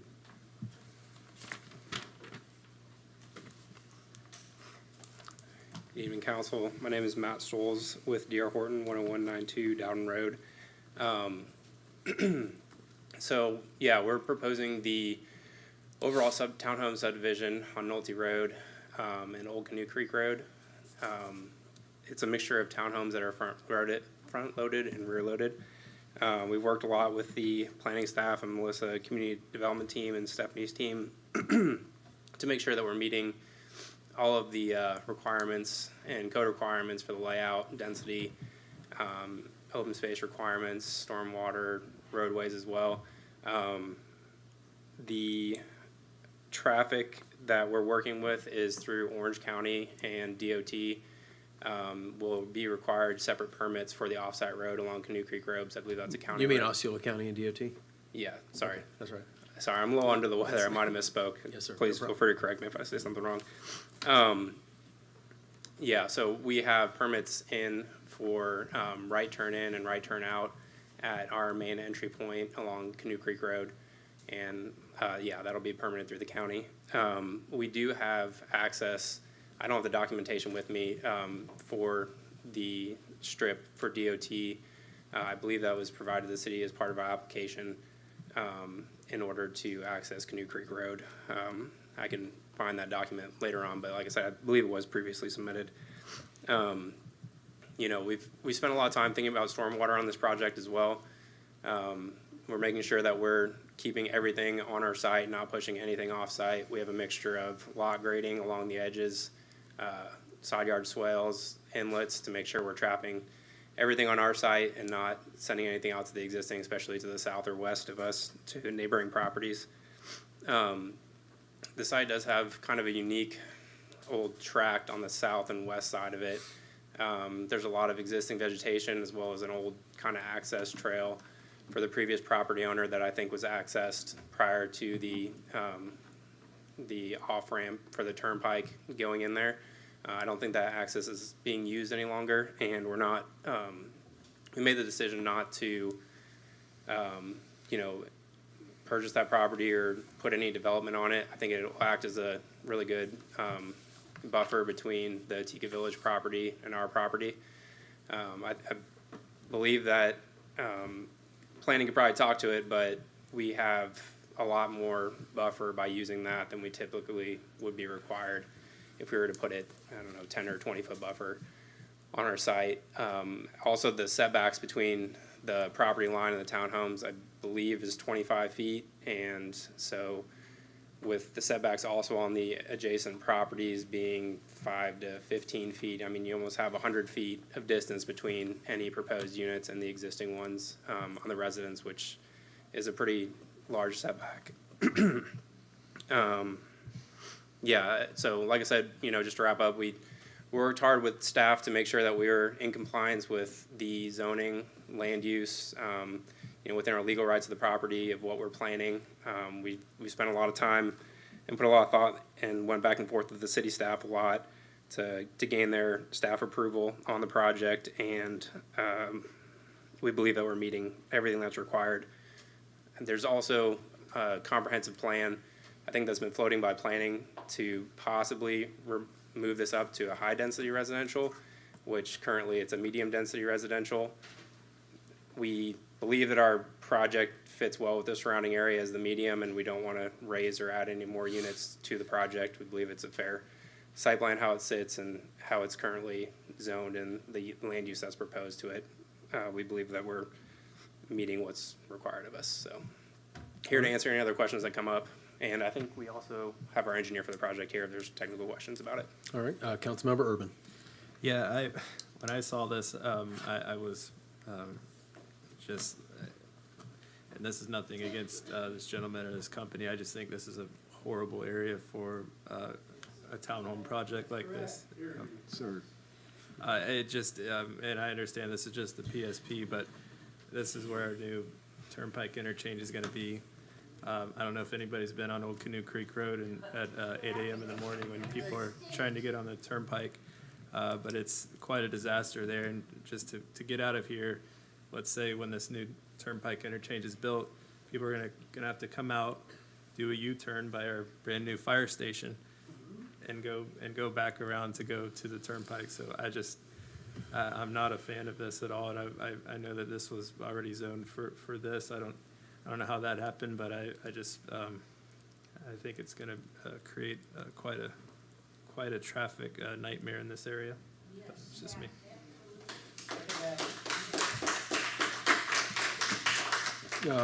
You say it was Matt, I'm sorry. Yeah. Yeah. Did you say you had a document from DOT about that DOT strip? Yeah, I don't have it with me. I thought it might have been part of the submittal. I didn't expect it.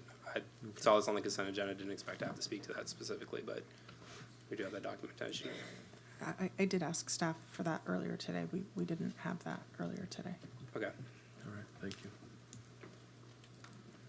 All right, thank you. I'm gonna go ahead and call the rest of the audience. Okay. We have Kathy Neal.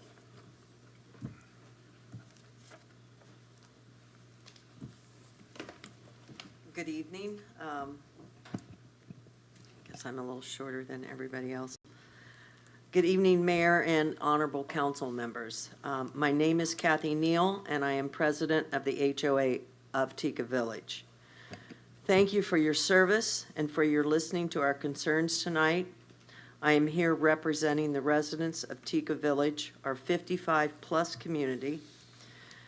We care deeply about our neighborhood and want to work with you to address some important challenges. So why are we here? We understand our city is expanding. We are concerned about the proposed development north of our community. And here are our concerns: traffic and safety. Already, our streets are very busy, especially during rush hour. As a 55-plus community, we're hoping we can work together on traffic solutions that prioritize the safety for pedestrians and drivers of all ages and all abilities. In the last 6 years, our wall to the entrance has been damaged at least twice, with cars running into it.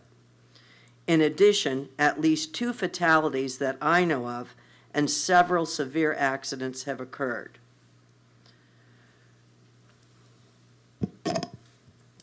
I did not have time to do, I wanted to request how many accidents have happened at that area.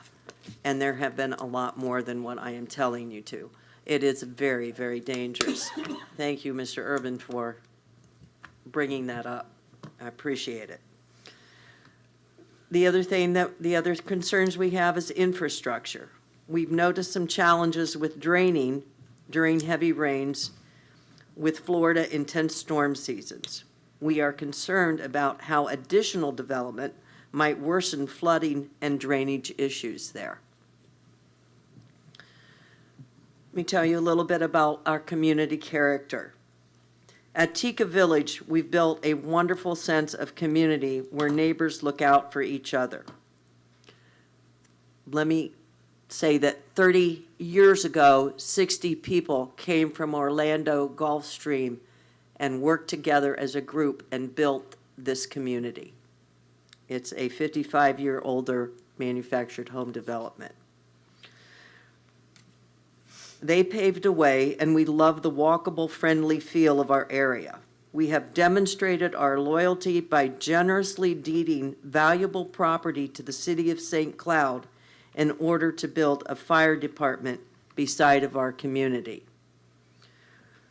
We are very proud to be a part of this, and we're able to attend their opening where they are expanding that fire department or fire station. We have extremely green space finish up. preservation. May I finish, please? Yes, ma'am. Green space preservation. The elimination of the remaining green space that's about to be destroyed is a major concern for our community. Many of us chose this area for its natural beauty, and these green spaces provide crucial areas for relaxation and our wildlife. More importantly, we need these trees and vegetations as a wind barrier to protect our homes during Florida's severe storms. We appreciate exploring how to protect these irreplaceable features as we grow. Should you decide to approve this development, we request a 10-foot concrete wall and not a chain link fence as proposed. What are we hoping for? We love to partner with you on upgrading systems before we add new demand, therefore setting everyone up for success. We would love to work together on real practical solutions that keep everyone safe. Our commitment to you is we want to be a good partner in this process. We're committed to staying engaged and bringing constructive solutions, supporting developments that work for everyone, working collaboratively rather than oppositionally. We are not here to oppose progress. We want to help shape it. We believe there is a path forward that works for developers, existing residents, and new neighborhoods alike. But it requires, us working together. We're hopeful that with your leadership, we can find solutions that make our neighborhoods stronger, safer, and more vibrant for everyone. We're ready to roll up our sleeves and be a part of that solution. Thank you tonight for your time and your consideration, and we look forward to working with you. Thank you. Yes, ma'am. Thank you, Kathy.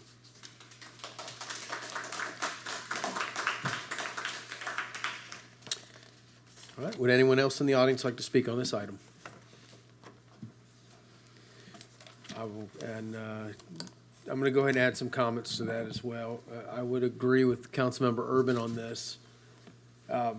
You know, although they have, and I know the city attorney's lit his light up because so he's probably not going to like what I have to say. They've got the zoning to do this project, but I'm looking at their exit point, and that's just a right turn out. They can't turn left. The only time that they're even able to go northbound is it where y'all are going to where y'all cross over. So that's going to create a mess right there. Yes, sir. You can come on up here. That's fine. Yes, sir. I'm just trying to get a good feel as to the logistics of this area. Just so you understand. Can I get your name and address for the record? Aaron Foster, 441 Brave Lane, Yes, East sir. Village. Thank you. The way it works right now is they've put a left turn lane down at Clay Whaley Road, which used to be Kissimmee Park Road. And you can turn out of our community, turn right, and make a U-turn down at Clay Whaley with a signal and come back the other way. And that's what they would have to do. They would have to leave their community, go all the way down, Clay Whaley, and make a U-turn and come back toward Nolte. Okay. And I don't know if Melissa or Kevin are the right ones to ask this question, but where y'all come out of your subdivision out onto Old Canoe Creek, is that not an open median cut? So you can, they blocked it off. Mayor, Yes, sir. I think the app, I'm sorry. City attorney. I think the applicant said their engineer is present, and obviously city staff has looked at this, and that might be the best folks to try to get the questions answered, specifically with regard to what's going on for the traffic patterns. Right, yeah. And whatever it is, I have concerns with that. If it's blocked off or not, I believe it's, And if I may, Mary, I know you started up with saying, I'm not going to like what you said, but that wasn't the case at all. I just want to remind the council, as you mentioned, that the property was zoned. They are entitled to build at this level in terms of their zoning. It's medium-density residential, I believe, and R3. So they're able to do what they want to do. The issue before you is the issue you're discussing right now.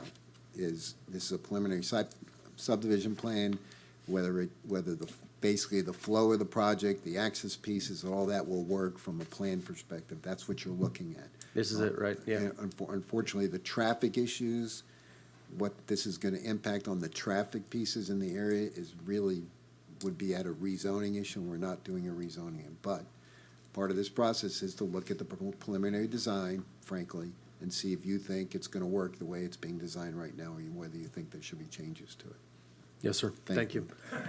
And can I go ahead and have, would the applicant's engineer like to come up to the podium, please?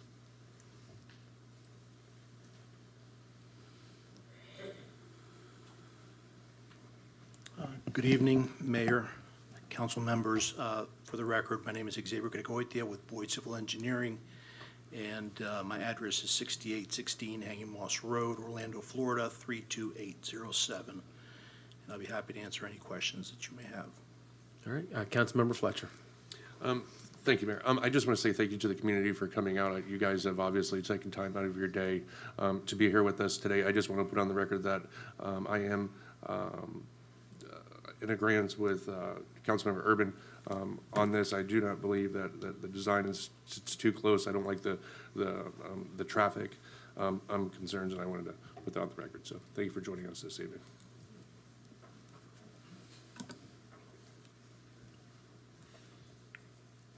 Okay.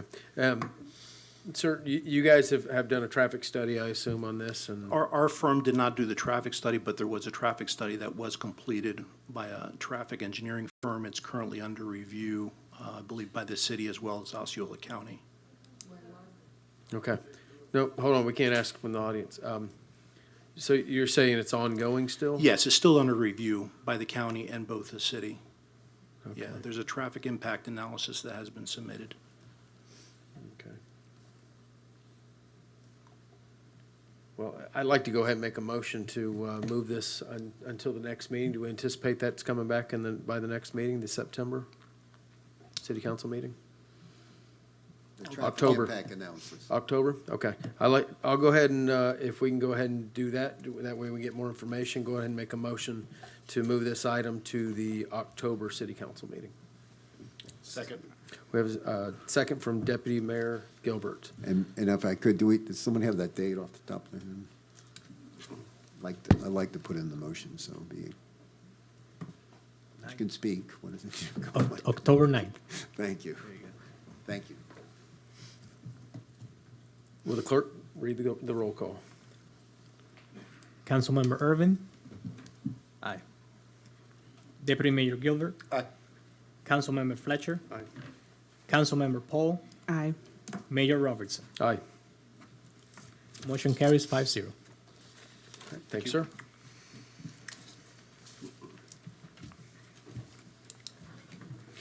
All right, would anyone in the audience like to speak on any item on the consent agenda? Any other item other than item number 18?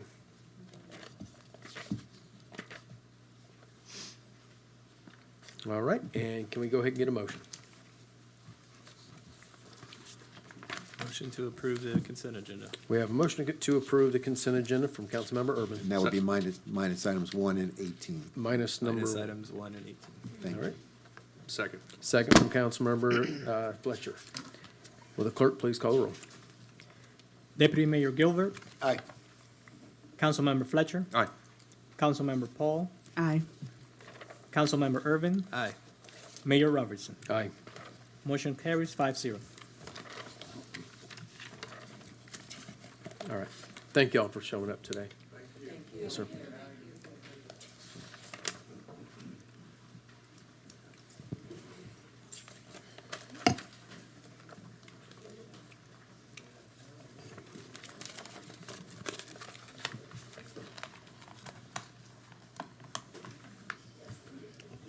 We can wait till the room clears to move forward.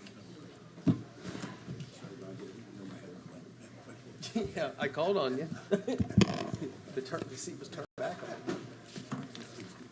You went to Africa. Skip that. We're back.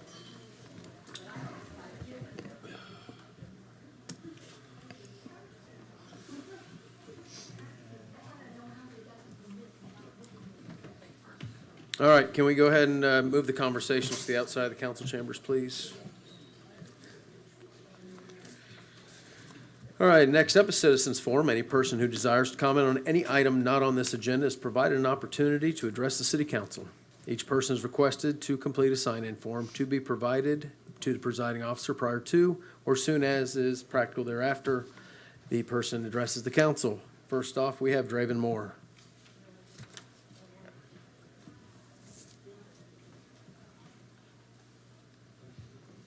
He was the biggest loser in the water gun battles. He was on your team. Can I get your name and address for the record? Draven Moore, 3855 San Isidro Circle, St. Cloud, Florida, 34772. Hello, City Council and Mayor. I appreciate you allowing me the time to speak today.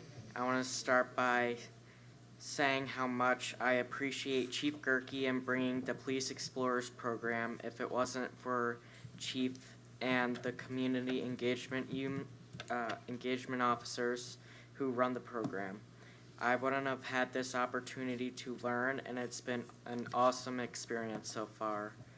I'd like to thank Officer Taylor, Officer George, Sergeant Wright, Detective Facade, and all the other explorers. I've learned a lot about what police officers do and how important it is to connect with the community.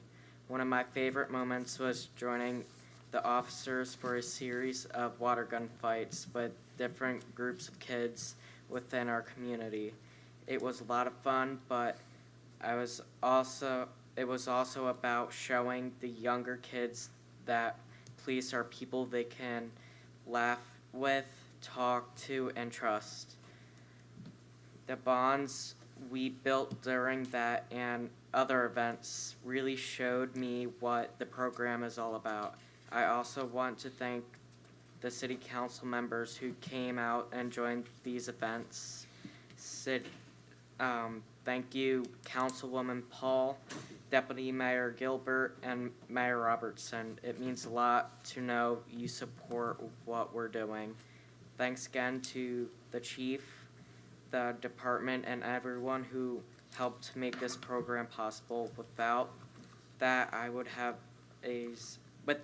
a small gift for the chief from myself and my fellow explorers for leading such a caring team and community. Chief, I present this to you. I thought you were going to throw a water balloon at him.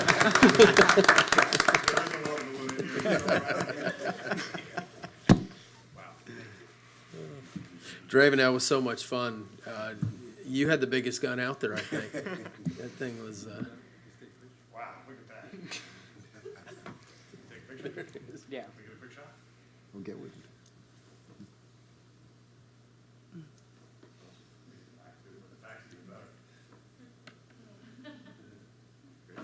Thank you so much.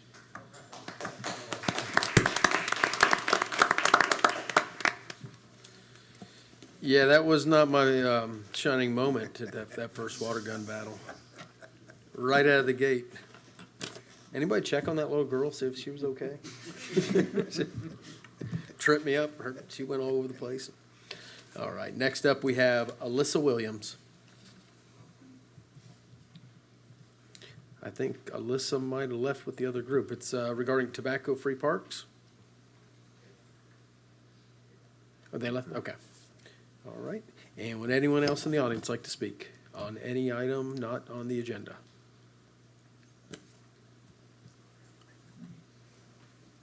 Okay. That's it with citizens forum. Our next section will be public hearings. And will the clerk please read public hearing number 1? Public hearing for resolution number 2025-100R, a resolution of the City Council of the City of St. Cloud, Florida, amending resolution number 2024-120R, which adopted the fiscal year 2024-2025 budget for the City of St. Cloud, finding the city manager has certified there are prior year fund balances and/or current revenues available in the budget for additional projects and programs in various funds not included in the original budget, requiring the budget to be increased to include said additional funding in the various funds and making supplemental appropriations within the funds. Jeff Cooper, Finance Director. This is Budget Amendment Number 5 of fiscal year 24-25. As indicated, the city manager has certified funds are available to appropriate for the following projects.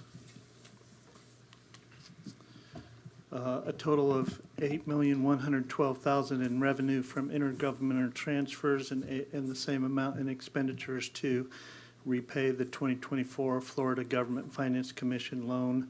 That was the loan taken for $10 million for the 17th Street ball fields and the remaining for the Progress Lane property.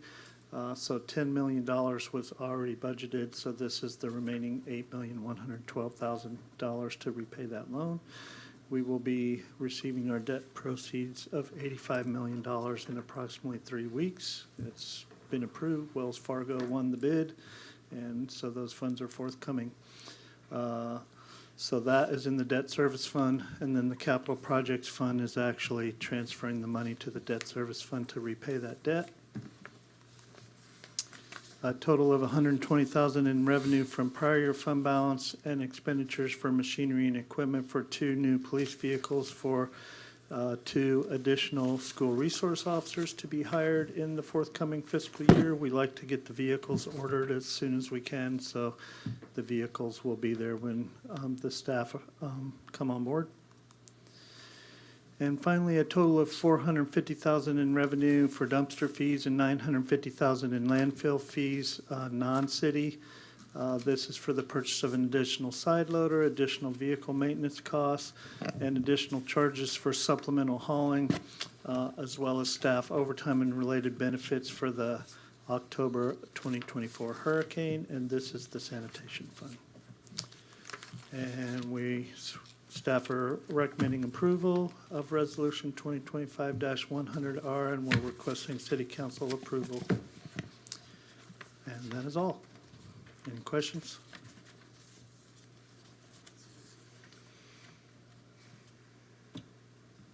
All right. Pretty straightforward, this one. Thank you, Jeff. Yes.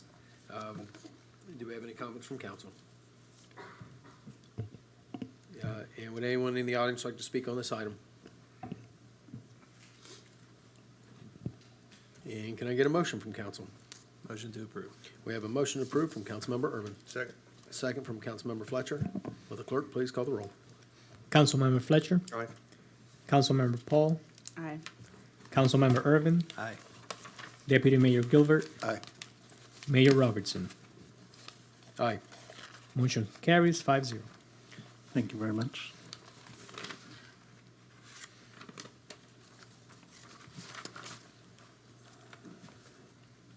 Our next section will be the council action.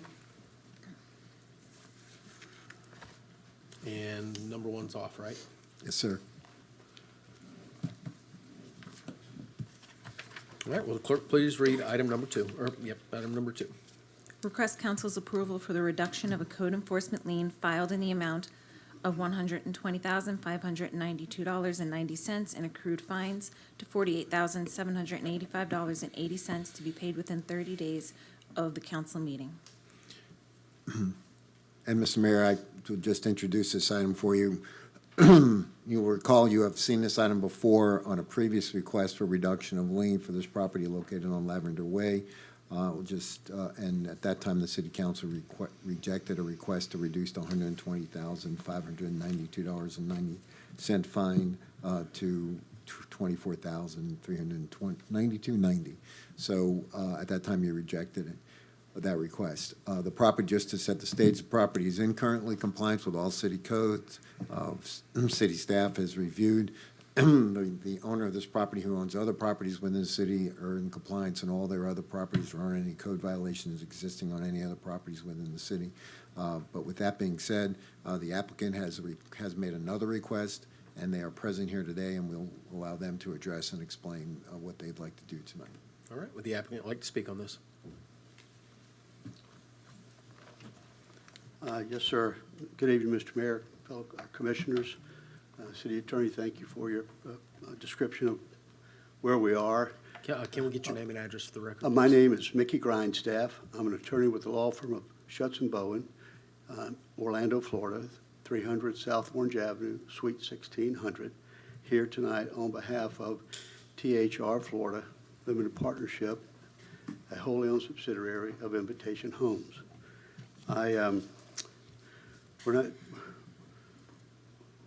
We're not, I can't say we're pleased to be here because we're embarrassed to be here. We take full responsibility for the situation that we find ourselves in. How did we get here? Well, specifically, embarrassingly, we botched the permitting process. We botched the inspection process, having to do with some air conditioning machinery or equipment for a home that was rented to not but one but two tenants during the process of this saga. We to that end, I would like to explain some facts to you and respectfully make the request that's outlined in our packet. We relied on a third-party vendor to our detriment. We're not pushing it, we're just telling you what happened. We have a third-party vendor that manages a number of properties throughout the United States. The third-party vendor was responsible for connecting with and managing contractors and subcontractors. That process did not go as we would have liked. The situation was further complicated with the presence of two tenants during the process of a couple of years. And even after the repairs were properly completed, the process was further complicated by failing to call for a final inspection. And then when we did realize that the final inspection had not been called for, we called for the final inspection, and the permit that had been obtained late had expired. So it's a real cluster. We're not proud of it. We take full responsibility for it. But we'd like to point out that even though we missed the mark in a big way for permitting and inspection process, we did not ignore the problem. The problem with the air conditioner was addressed, and we had one piece of equipment, sometimes referred to as a lemon, but we kept addressing the problem. And I think it's very, very important to point out that, make sure it wasn't me, it's very, very important to point out that we had no negative impact on any neighbor. We had no negative impact on the neighborhood. We had a negative impact on our relationship with the tenant, and what's even worse, we had a negative impact on our reputation with the city of St. Cloud. We are in the city of St. Cloud. We're thrilled to be here. We're in Osceola County, Central Florida. We're thrilled to be here. This is an embarrassing situation, and our proposal to reduce the lien from $120,000 and change to $24,392 was rejected earlier this year. And even though it was recommended for approval by the special magistrate and the city manager, and tonight we're here proposing to double that proposal to $48,000 and change on $120,000 code enforcement lien, which in my experience, and I know that my experience doesn't matter, but my experience, that is a large concession on a code enforcement lien. And we are respectfully requesting that you approve our request tonight and reduce the lien to the $48,785.80 as outlined in our proposal, and as recommended for approval. I'm here to answer any questions as best I can. And I failed to introduce Brittany Ecker here from Invitation Homes. Invitation Homes is a publicly traded company, large company. They're wholly owned. They are the parent of THR Florida LP, and I failed to mention that early on. But we're here to answer any questions we might be able to address for you. Yes, sir. Thank you. City Attorney. Oh, I'm sorry, I left my line. But I will point out that on the screen, that reference on the first lien request, that was actually 20% of the original fine. It says 10%, but that screen is incorrect. First offer was 20%, the current offer is 40%. Thank you. Deputy Mayor. Sir, I certainly appreciate your honesty in coming up and talking to us. 481 days is a long time. I blink my eye and a year goes by, but I get it. But I'm glad that you cured this situation. I'm a big proponent of liens and not discounting them. I truly believe that you put the effort forth, and I truly believe by you giving us another option of doubling the lien, I think that's in good faith. I know you have additional properties here in St. Cloud and Osceola area. I would hope this would be a one-off, and that's all I have. Now yield back to you, Mayor. Thank you. Thank you. Councilmember Urban. Yeah, I agree with the deputy mayor. I was one of the ones that spoke out on this. I didn't feel like it was appropriate at the last time this came up to grant the reduction, but I do appreciate you being here and I appreciate you speaking. It means a lot to us and our community and the residents. So I would be okay with this. I'd make a motion for approval. All right, we have a motion from Councilmember Urban for approval. Second. Second from Councilmember Paul. Will the clerk please call the roll? Councilmember Paul, Aye. Councilmember Irvin, Aye. Deputy Mayor Gilbert, Aye. Councilmember Fletcher, Aye. Mayor Robertson. Aye. Motion carries 5-0. Thank you. Thank you very much, Mayor. Thank you all, Yes, commissioners. thank you.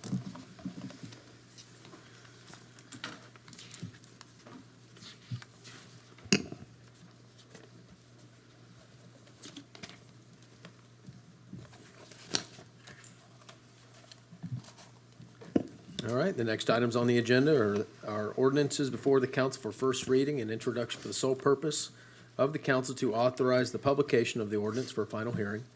The council will not take final action on this item tonight. Full presentations and public input on the ordinances will occur at final hearing, at which the council will consider final action. Will the clerk please read item number 1? First reading and introduction for ordinance number 2025-54, an ordinance of the City Council of the City of St. Cloud, Florida, providing for the zoning amendment of the zoning map of the Land Development Code of the City of St. Cloud, Florida, specifically changing the zoning designation of approximately plus minus 61.698 acres identified as City Parks Rezoning Project Number ZMA 25-00006 from P Professional to OR Open Space Recreation, located at 1104 Lakeshore Boulevard, 317 Delaware, 300 Georgia Avenue, and 1201 13th Street, providing for entering the designation of the official zoning map, filing of the Planning Commission recommendation, and proof of publication, severability, and effective date. When the, I guess we're the applicant on this, is that correct? Yes. All right, would council like to speak on this item? Motion to approve. We have a motion from Councilmember Urban. Second. Second from Councilmember Fletcher. Will the clerk please call the roll? Councilmember Irvin, Aye. Deputy Mayor Gilbert, Aye. Councilmember Fletcher, Aye. Councilmember Paul, Aye. Mayor Robertson. Aye. Motion carries 5-0. Two people, so. Will the clerk please read item number 2? First reading and introduction for ordinance number 2025-55, an ordinance of the City Council of the City of St. Cloud, Florida, providing for the zoning amendment of the zoning map of the Land Development Code of the City of St. Cloud, Florida, specifically changing the zoning designation of approximately plus minus 24.317 acres identified as Stephanie Lee Rothstein Memorial Park, rezoning project number ZMA 25-00008 from A Agriculture to OR Open Space Recreation located at 2701 Missouri Avenue, providing for entering the designation on the official zoning map, filing of the Planning Commission recommendation and proof of publication, severability, and effective date. All right, would anyone from council, or would anyone in the audience like to speak on this item? Anyone from council? Motion to approve. Motion approved, Councilmember Urban. Second. Second from Councilmember Fletcher. Will the clerk please call the roll? Deputy Mayor Gilbert, Aye. Councilmember Fletcher, Aye. Councilmember Paul, Aye. Councilmember Irvin, Aye. Mayor Robertson. Aye. Motion carries 5-0. Will the clerk please read item number 3? First reading and introduction for ordinance number 2025-56, an ordinance of the City Council of the City of St. Cloud, Florida, providing for the zoning amendment of the zoning map of the Land Development Code of the City of St. Cloud, Florida, specifically changing the zoning designation of approximately plus minus 0.118 acres identified as Rummel Road rezoning, project number ZMA 25-00009, from R-1A Single Family Dwelling to OR Open Space Recreation, generally located on the southeast corner of Rummel Road and Eastern Avenue, providing for entering the designation on the official zoning map, filing of the Planning Commission recommendation and proof of publication, severability, and effective date. Would anyone in the audience like to speak on this item?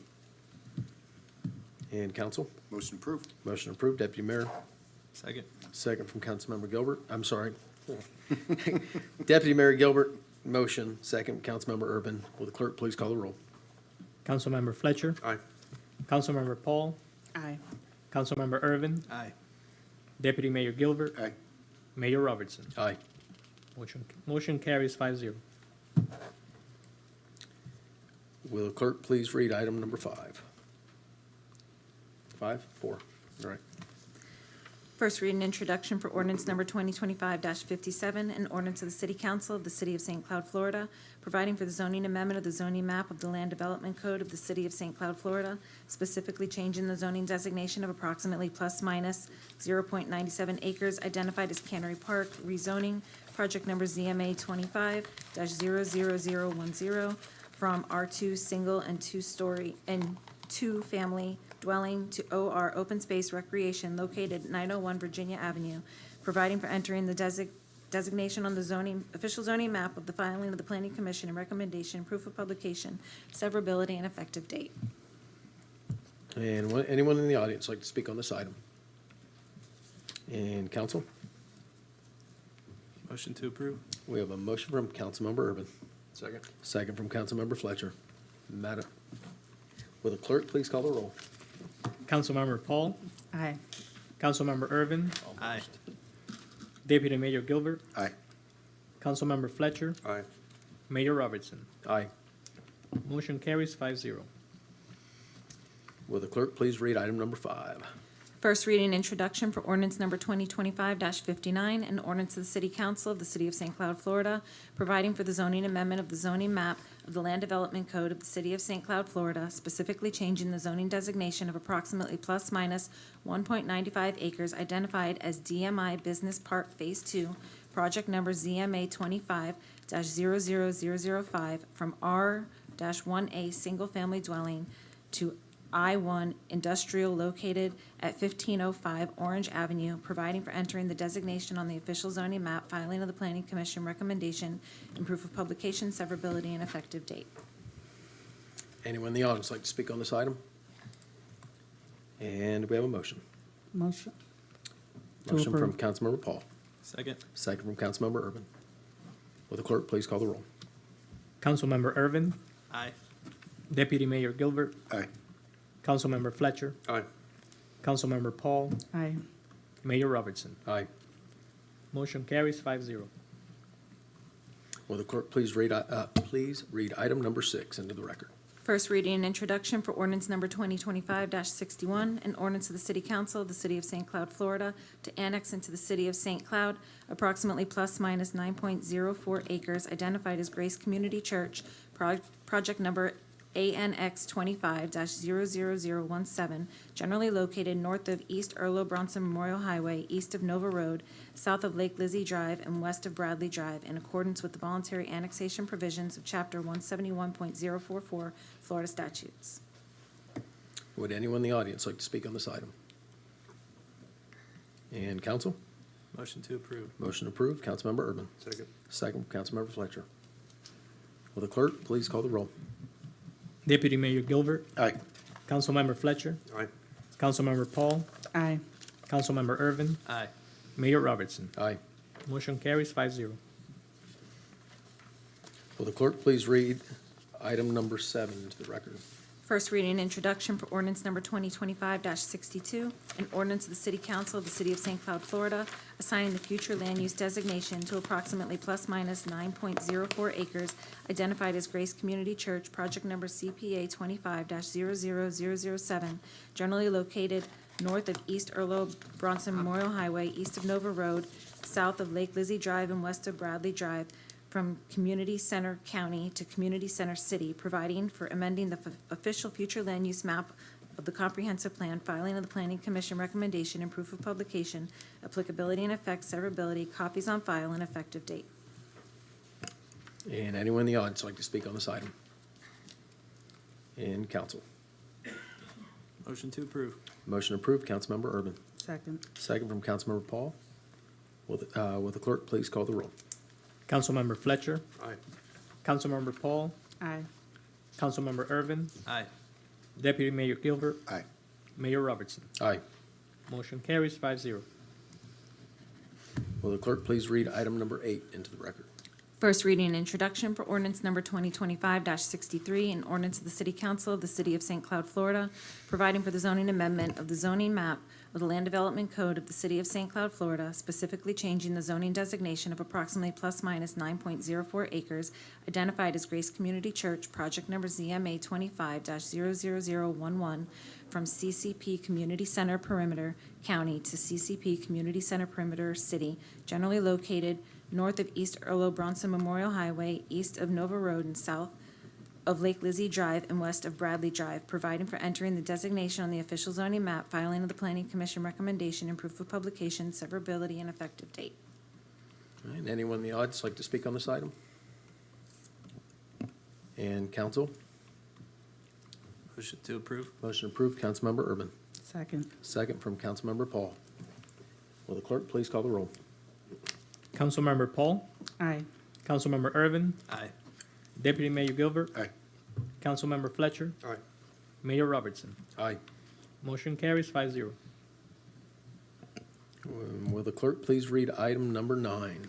First reading and introduction for ordinance number 2025-64, an ordinance of the City Council of the City of St. Cloud, Florida, amending Chapter 3, Performance and Citing Standards of the Land Development Code by amending Article 15 titled Supplemental Regulations by amending Section 3.15.12, classification of annexed land identified as LDC Table of Classified Lands Update, project number CCA 25-0004, providing for severability, Scrivener's error, conflict, administrative correction, codification, publication, and an effective date. And anyone in the audience like to speak on this item? And council direction. Motion to approve. Motion approved. Councilmember Urban. Second. Second from Councilmember Paul. Will the clerk please call the roll? Councilmember Ervin, Aye. Deputy Mayor Gilbert, Aye. Councilmember Fletcher, Aye. Councilmember Paul, Aye. Mayor Robertson. Aye. Motion carries 5-0. And will the clerk please read item number 10 into the record? First reading and introduction for ordinance number 2025-65, an ordinance of the City Council of the City of St. Cloud, Florida, amending Chapter 3, Performance and Setting Standards of the Land Development Code by adding a new article titled Article 12, Urban Infill Centers, identified as Urban Infill Centers LDC, update project number CCA 25-00005, providing for urban infill center standards, and it also includes severability, Scrivener's error, conflict, administrative correction, codification, publication, and an effective date. Anyone in the audience like to speak on this item? And direction from council?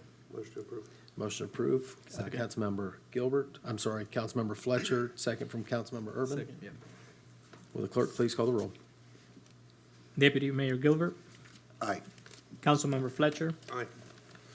Councilmember Paul, Aye. Councilmember Ervin, Aye. Mayor Robertson. Aye. Motion carries 5-0. Thank you. What is this grant program? Is that, that was on the consent? I think that'll, I'm sorry, go ahead. I was going to discuss that during my time. Oh, okay. Let me fast forward here. All right, city attorney, do you have anything for us? Just one quick comment, and kind of following up to what Mr. Carmody discussed about the Senate Bill 180. I'm not sure I initially agree with his comment regarding how this is going to impact the city and specifically related to the city's mobility fees. But I will tell you that our office is looking at it. As you know, our mobility fees were increased recently as part of a joint study with Osceola County. We've been in very close contact with the county attorney and looking at this issue to see if it's going to have any impact on the city's mobility fees, which were increased during the period of time that new bill applies to. So we'll keep you apprised of what happens there. Right now, we don't think it's going to have an impact on it, but there is some potential litigation that may be filed in the state that might resolve that issue. And of course, if it does and it's not favorable to the city, then we'll have to deal with it. But we'll just keep you apprised of what happens. Thank you. Yes, sir. Deputy Mayor. You're still sharp, and it's your birthday. Happy birthday, my friend. Thank you. Yes, happy birthday, Dave. 21. Exactly. A lot of years ago, I was 21. And his anniversary with the city. It's his anniversary with the city? Actually, yeah, it is. 28? 20 will be they just finished 28, we'll be starting our 29th year tomorrow. Wow. Thank you for your service. Yes, sir, thank you. City manager. Thank you. The packet that you just held up, originally, I was hoping to tell you that we had been notified to apply for that grant, but since it was printed and put on the dais, the police chief just notified me that it's no longer an option. So we lost that opportunity at no fault of our own. It's just So we're not going to build a public safety complex now? That's a shame, because, yeah, it sounded good, okay. Further, I mean, that even sounded like it could be a great request for appropriations. I don't know if they approve those types of items, but it looked like a good project. Also, we needed to bring up to the city council, I had been notified by code enforcement about an issue in a subdivision that was recently annexed. We have a resident who was just annexed who was compliant with the county code because they had an exemption for 4-H. Unfortunately, our code as written did not give them the ability to do that on their property. So I'm looking for direction from the council for us to do a complete dive into the code for possible revisions and to continue holding off on code enforcement until that is complete. We just need direction on that. Deputy Mayor. I don't know, I know we're talking hindsight now, and I understand the chicken issue and the 4-H, and we support that. And if you look at our county, it is based on 4-H and farmers and all that. And then we're having other issues with annexations of code changes, our codes versus as we annex.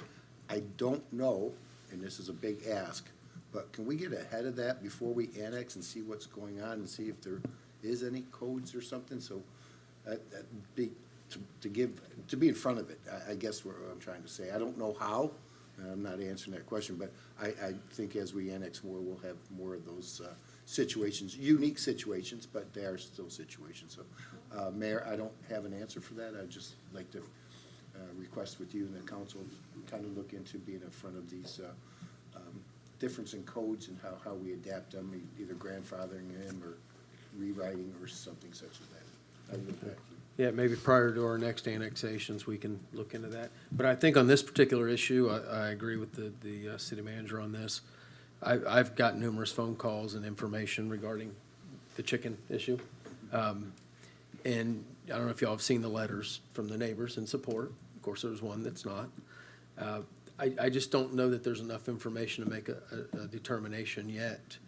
You know, we annex these people in from the county where they're allowed to have as many chickens, and we have the restrictions, but, you know, these are 4-H kids, and I know that that's a large amount of chickens, but I think there's some compromise that can be made there before we make a decision. So I know we've spoken with a number of people in the agriculture community and through the 4-H, and they're providing their insight as well. So, yes, go ahead and let's move forward on getting more information, then we'll bring it back. Yeah, we'll be working on the code, and we can take into account the deputy mayor's comments too when we look into that. And then the last thing that I wanted to point out, we did a press release on it, but I still think it was a really big deal. So I wanted to point out that we recently got our bond ratings, and we went up 2 levels, which was a lot of work on the part of staff to get there. The questions that we were asked, they looked at how we had improved our turnover rates. They looked at our use of prior year fund balance. They looked at the capital projects we've been working on. It was a very deep dive into all of our practices, into our procedures, our policies. And I just wanted to say it was a lot of work on behalf of the entire city staff in all the different departments, but especially the finance department. So that was it. Thank you. Thank you. I'm sorry? Oh, and I'm sorry, we did have a big swearing in, but I would like to, he's not looking at me, but we have a new police department deputy chief, Jacob Ruiz, who's here today. Yes, welcome. Yeah, Welcome. yeah, congratulations being sworn in.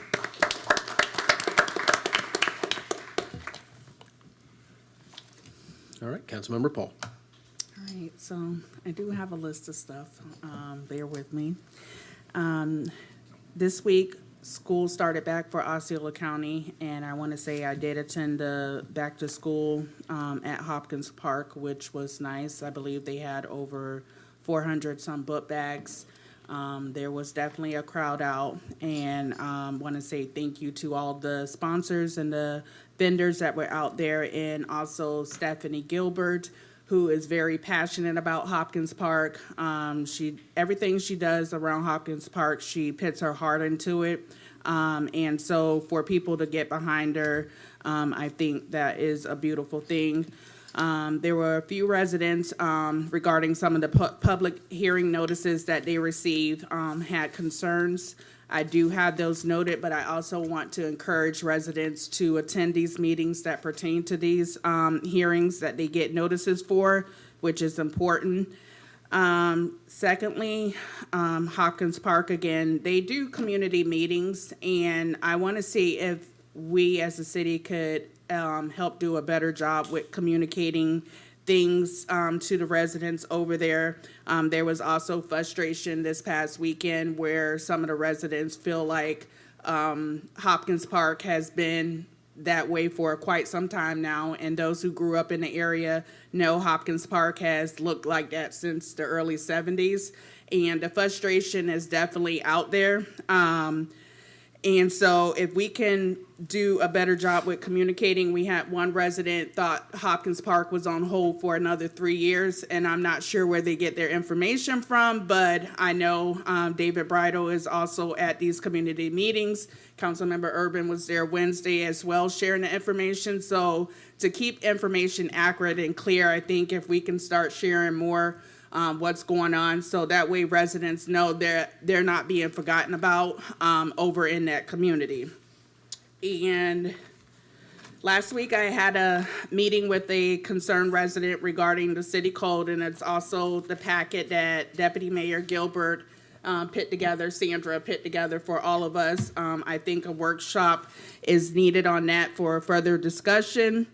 And I would like to, I brought this idea up to the city manager and city manager Dave, Scott, about a Hopkins Park site landmark. The history is there for this particular site, and I would like to get consensus on moving forward to doing the application.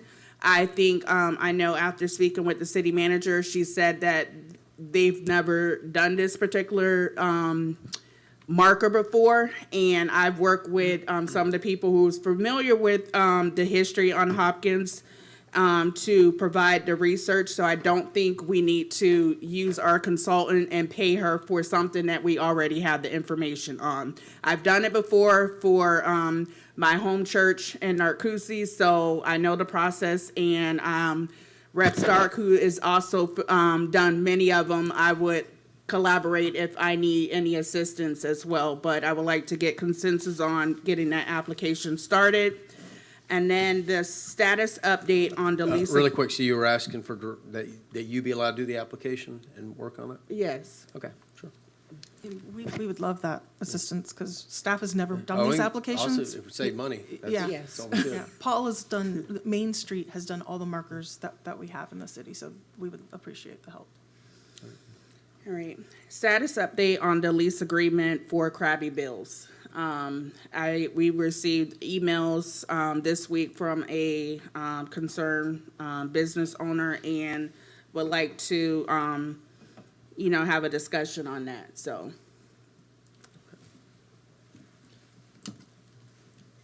Councilmember Urban. Yeah, I'd like to speak. I received that email as well, as I'm sure all of us did. And while I appreciate what Krabby's has contributed to the community, to our city, and their employees, I still remain committed to my belief in we need to go in a new direction with the Marina building. So it's my understanding that we had negotiated in good faith with them and sent them a lease extension for, was it 2 years, and they haven't signed it yet? It's actually a 5-year extension. However, it has a 1-year termination clause in it at any time. Right, so I think they've had more than enough opportunity to review that and sign it, and I do believe we've spent all these years, and we appreciate the contributions that the business has had in the community and all of the employees, but we just need to look at going in a different direction with the Marina building, and a building that I believe is being underutilized, but that's just my view on it. Would love to continue discussion with the council. Mayor, may I have a comment on that? Yes, sir, Deputy Mayor. Mr. Urban, are you asking to retract that extension? It was my understanding that we had to offer them that extension. I think the city manager sent an email out earlier today, basically giving you a little bit of a timeline. The contract has provision in it that says when the lease expires, and it expires in March of 2026, I believe, that we have to negotiate in good faith. Based on the previous direction of the council, staff, I was involved in some of the negotiation, at least some of the discussions with staff. We submitted a letter of intent to the tenant a while ago to basically, as I said, pointed out, to allow for a five-year extension of the existing lease with an option for another 5 years. However, the city would add a special condition whereby the city could terminate the lease upon 1 year notice, right? So we submitted that to them. We never got a formal rejection. They never accepted it. There were some discussions back and forth a little bit between Mrs. Miller and their representative, and so we never got a response. So after discussing it, my recommendation was to resubmit the letter of intent to them and basically say, this is the direction we've received from council, and either tell us you're good with it or tell us you're not, and then we'll move in a different direction if you're not. So that's where we sit tonight. Deputy Mayor, So Dan, we're talking about a renegotiated lease. I'm just trying to wrap my head around it. And we're giving them a price per square foot, and because it's in good faith, because I believe the last lease was below market value. I truly do, when I did my research. Are we bringing it to market value? I'd still negotiate in good faith, but that's prime real estate, and that's a prime location. And I think as we grow, I've had a lot of citizens asking about an upscale restaurant in that area overlooking. So when we extended it well, I'm sorry. So remember, the way this process works, all staff can do is basically get with the tenant and say, this is what we are willing to recommend. It's obviously the council's final call about whether the rent amount, the term, all that, whether you want to do that. There was a study, as I understood, done back in 2024, maybe, when we originally did this. It's been a little while. It's been a while, I'm not sure. But, and the rental amount that was in the letter of intent was consistent with that study. And I believe it was somewhere around $700-800. And I think the lease that we had also restrictions on how much we could Right. increase it, so there was that also. Right, and of course, the bigger issue from the staff's perspective was the previous direction of the council, that we may want to go in a different direction with regard to that building and what's there. So we didn't want to lock in too long-term a lease, because we wanted to give flexibility.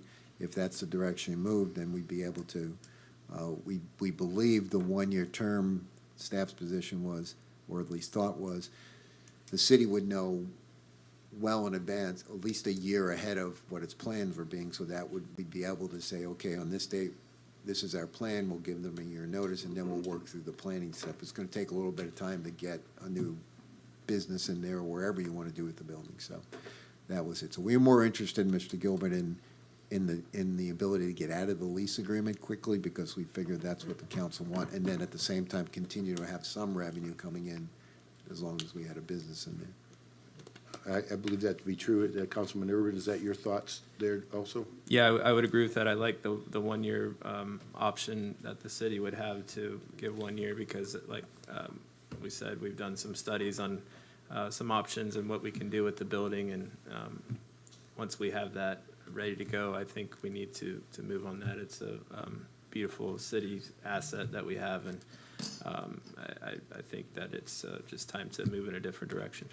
To dot my i's and cross my t's, are we looking at a 1 year extension from signature, or a 1 year extension from expiration of lease?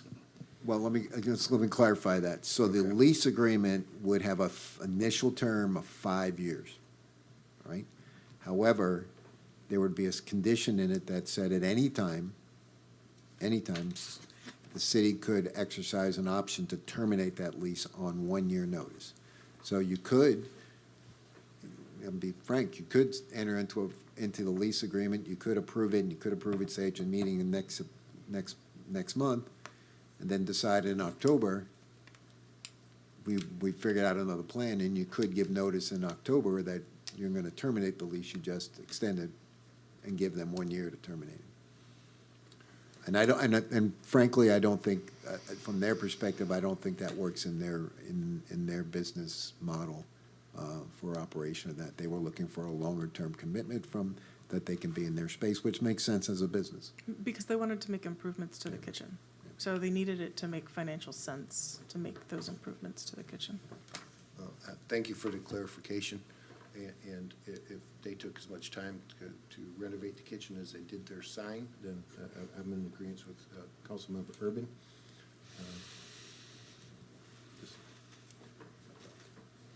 All right, We weren't voting on anything on that. Well, no, We're I think, I think it's- Councilman these were Paul just wanted comments. to have more of a discussion on it, and I think Mrs. Miller's email to you today basically said, if you don't want to change course, this is what we're going to do. And so we would send out a revised letter of intent and basically give them a time period to respond. So I just need to know, which course are we taking? Staying that course or something different. Councilmember Urban. My vote is to stay the course, but 1 of 5. And that, just for clarification, stay the course meant moving forward with the shortened lease. Yeah, the letter that of we intent that sent. includes the ability to get out of the lease agreement upon 1 year's notice. Is there a timetable that they need to sign this letter of intent? We would suggest give them about 30 days to respond. Perfect. Okay, so I did see Councilman Urban, Gilbert, Deputy Mayor Gilbert, and the Councilman Fletcher nodding earlier to stay the course. Again, this is just a letter of intent. If they agree to it, then it has to come back in front of the city council for an amendment. All right, Councilmember Urban, it's still your floor. Oh, you mean me? Oh, I'm sorry. Councilman I thought you had finished up, and I thought he was just jumping in there. No, so, the after program for Hopkins Park, I had a few parents that reached out, in concern of the fee schedule that they are being, I guess, will be charged. Some of the parents do have difficulties of hardship being able to afford, this program, especially if they have multiple kids. So my, request is if we could revisit the, fee schedule for the after-school program. I know before there were, the program was at no cost, so would like to revisit that. Councilmember Fletcher. I've had the same conversations, and I would be in favor of taking it back to the way it was. We can see if we can find somewhere in the budget where we wouldn't have to charge those enrollment fees for those students out there. Deputy Mayor Gilbert. This is a very near and dear to my heart, but also a touchy subject because we do want to have the ability, if people can't afford that amount or any amount, to be able to sponsor it some way through the CGDB or, you know, get one of these sponsors of one of the businesses here and be able to recognize them as a sponsor for this summer program. My issue, and again, I wish it could be free, but I wish it could be free for all summer camps. Is this the after-school? Or Yeah, This is after-school or after-school, summer. okay. So it's throughout most of the year, 9 Yeah, months. throughout most of the year. But there are after-school programs and also summer camp programs that are fee-oriented around the city. Other areas that are fee-oriented programs. Like, is that Boys and Girls Club? those Well, type not of the Boys and Girls Club, organizations? I'm just, one for Or- sure is the summer club, and I don't know if they have after-school at the Civic Center? We don't have after-school at the Civic Center, but we do, over the summer, have a summer camp that we charge for. Right, and I'm just trying to figure it out, if it's, and my first idea is sponsorship for those with recognition in our Hopkins facility on 4 or 5 placements and on that. I'm just trying to think out of the box, but I truly agree with you, Ms. Paul, of offering programs to those folks. I just figure out the dynamics of it all. How we pay for it. Yeah. Okay. Yeah, it's a good thing, I think. It's a great thing. It's phenomenal. Never mind. So one question I have to ask, were there any grants associated with the program for it to be set at no cost? I mean, Previously, there was not, CDBG was contributing money to the summer camp, but there was not for this. I did ask that question, though, if CDBG could take this. Because the good thing about CDBG is then they can verify income levels and verify that people need it. We don't have enough in the CDBG to cover it for this year without, well, the money that we have available is for the summer camp this following summer. So I asked, is that money enough to cover the fees during the year? And it is not. I will also point out that the majority of the people do live close by, but we did verify based on addresses. There are a couple county residents that go there. And then I think there was 2 people that lived on Lakeshore that also were using this. All right. Just additional information for you. I think, and City Manager, we've discussed this, I think with the existing building, we continue on, I think we're going to be tearing that down and building a new facility here in the next year. I don't know, you had the timeline, you've addressed that. Is that what you told the residents? Well, we hope to get started by early 2026, right? I just hope to do the groundbreaking then. At least that's what the timeline is, but yes. Okay. I would support that, at least under the current situation, the conditions there. I think we just go ahead and let that free admission for now, free after school. That was consensus. Okay, thank you. Last thing, want to say thank you to the St. Cloud PD for collaborating with a community, will be a community town hall on safety during traffic stops. I think it's necessary and look forward to participating with that. And once again, thank you for collaborating to make this happen. It will be on September 25th at 6 p.m. I did get word that it will be at the Marina location, the Marina Hall. Okay. Are you going to be holding the radar gun? Are you going out there?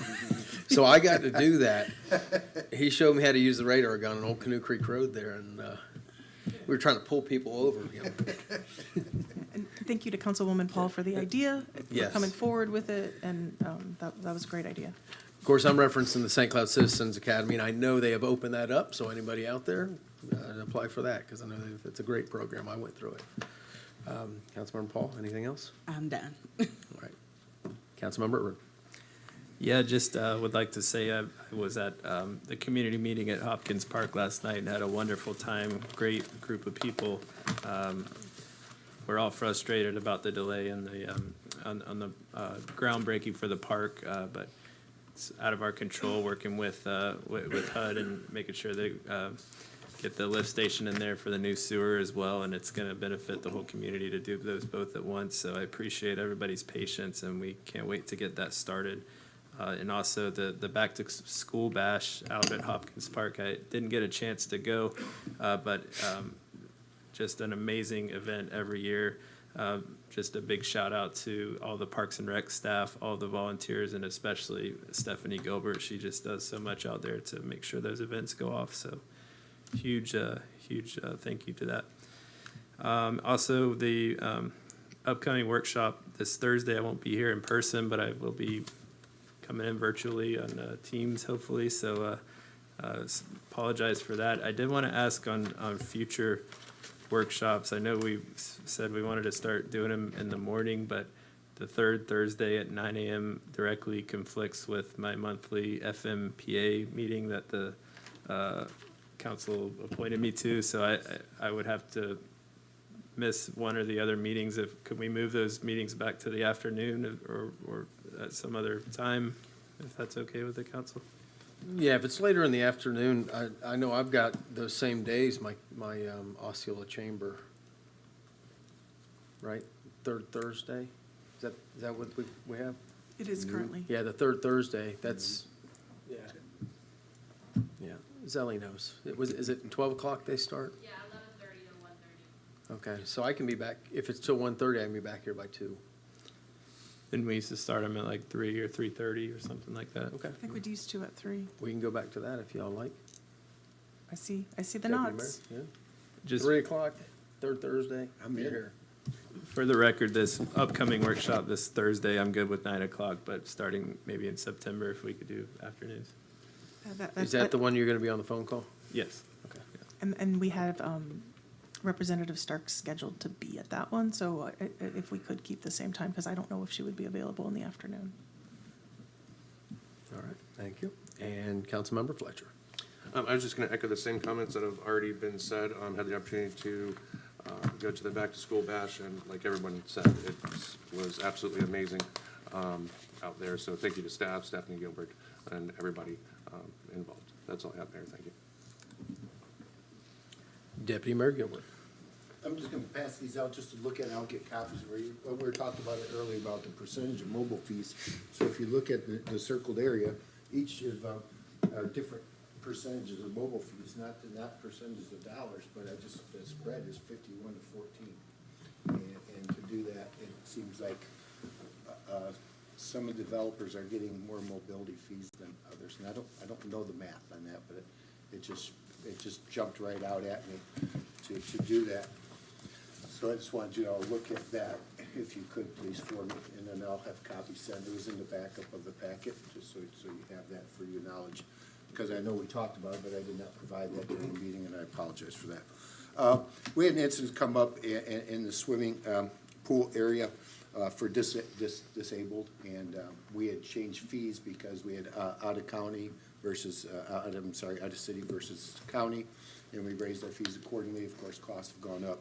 We had an inquiry, and I think Councilwoman Paul actually reached out, and I don't know if she's heard back. I reached out also, and I have not heard back, but I would like the council to consider some kind of fee waiver for disability folks. And I don't know how we do the checking of their disability, but I do have the history. There were 9 in 2023-24 passes for swimming. There was 15 in 2024-25, and 3 for 25-26. I belong to the Freedom Ride in Orlando, and we provide horses for vets that have brain damage and Down syndrome and things like that.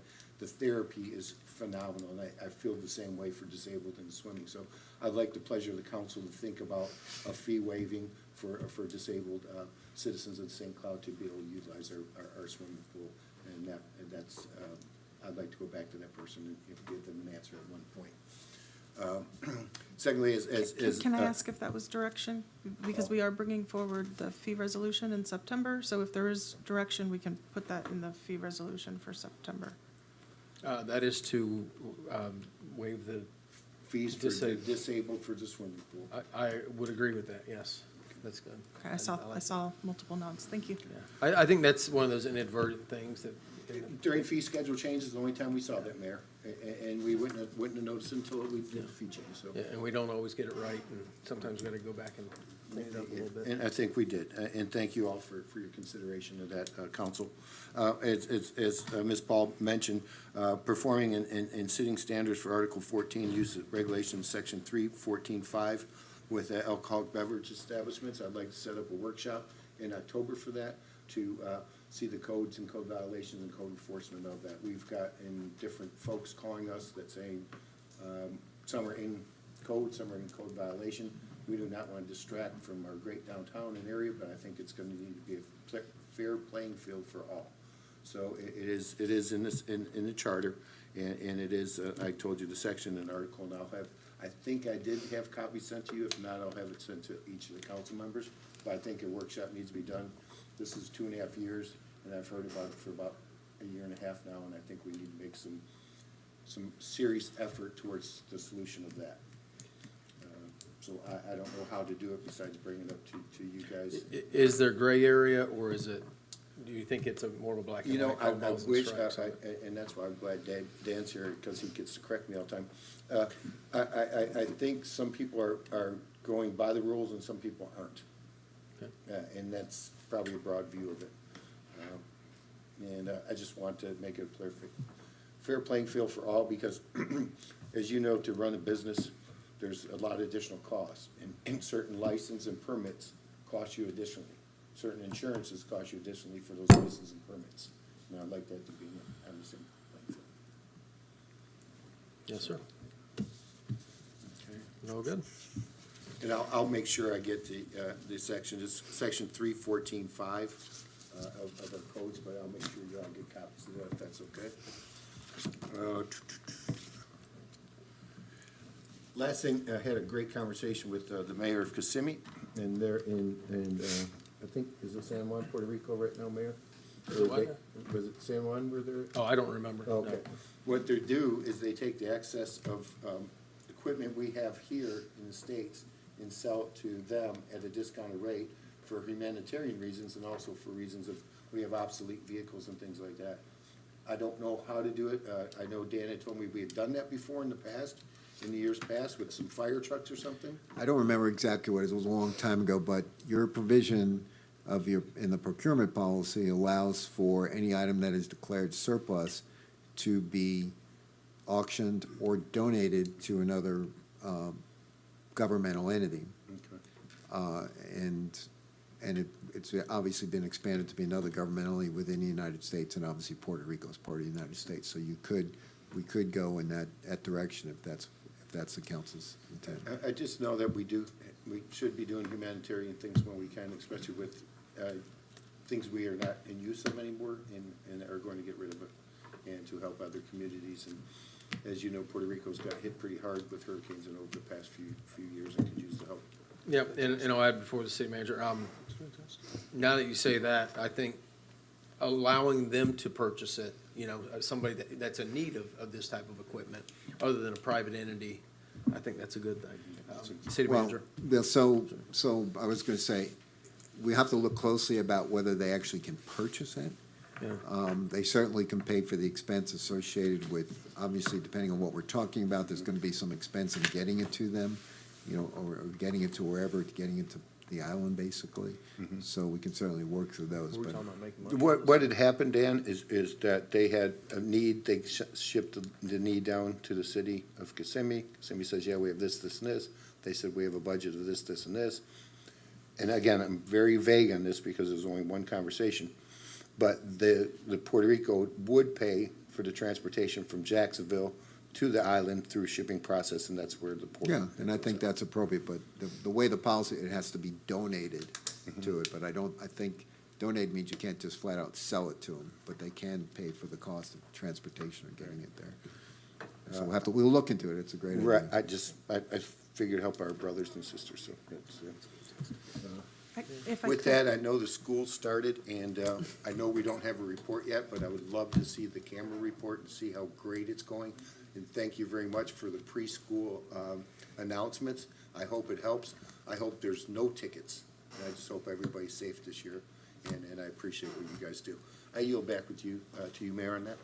Yeah. All right, thank you. I've just got one thing. I've never really had a heart-to-heart up here, but I do want to kind of go into a little detail on how I got involved with the city of St. Cloud. As y'all know, I've had a high and low relationship with the city. And the citizens gave me an opportunity to serve them, and I'm fortunate for that. And every day, I put a lot of, 100% of my efforts towards them. And in order to do so, we, as council, we need the cooperation from the folks in City Hall. And so when I was elected, I treated that as a fresh start with the city of St. Cloud. Every employee, no matter if they worked here back when Mr. Sturgeon was here, which, that's a whole other, that was some comments. That didn't matter to me. I had seen many issues in the city. You guys know why I ran. I grew up in this city. I live in this city. I love the city. And so when I got elected, actually, I'll go back. Prior to getting elected, I informed the city manager, and I've spoken to many of y'all, that starting fresh, I would give this city leadership the opportunity to show me that they're the right person for this, and we're going to be moving forward in a positive direction. So with that said, fast forward, we start moving along, and we get to February. As you guys know, we're not going to hash everything back out with what's been going on the past 3 months. But I will tell you, we have had challenges. I can tell you I've had challenges in here from day one, and I've been very open and honest about that. And as the mayor, that concerns me, that there are challenges that I can't always be open and honest with the public about the things that go on in this building. They concern me terribly. But, once a month we have meetings, and that's when we have an opportunity to discuss these things. No matter what was being said, what was being done here, I continue moving forward because my goal is to fix the operations of this city and to get it moving forward to benefit the citizens. we got thrown way off message for the past 3 months. And that message was not to the benefit of the citizens. It cost the citizens dearly and their tax dollars. And, this actually, it turns out, as I started doing more research, it started back in February. So this is not, it's not just one thing or two things. This is an ongoing occurrence here, and we have some serious issues in our city, in our city hall. So the most concerning to me, obviously, in the February meeting, and I had a meeting with the city manager prior to this today for a few hours, actually. And it wasn't an easy meeting. I care about the people in the city. I care about the employees. It breaks my heart to hear the things that are being said here about this council by many employees in this building, and the fact that they're not corrected on a daily basis. I believe that the citizens are the leaders in this community, and they elect us to represent them. This is their city hall.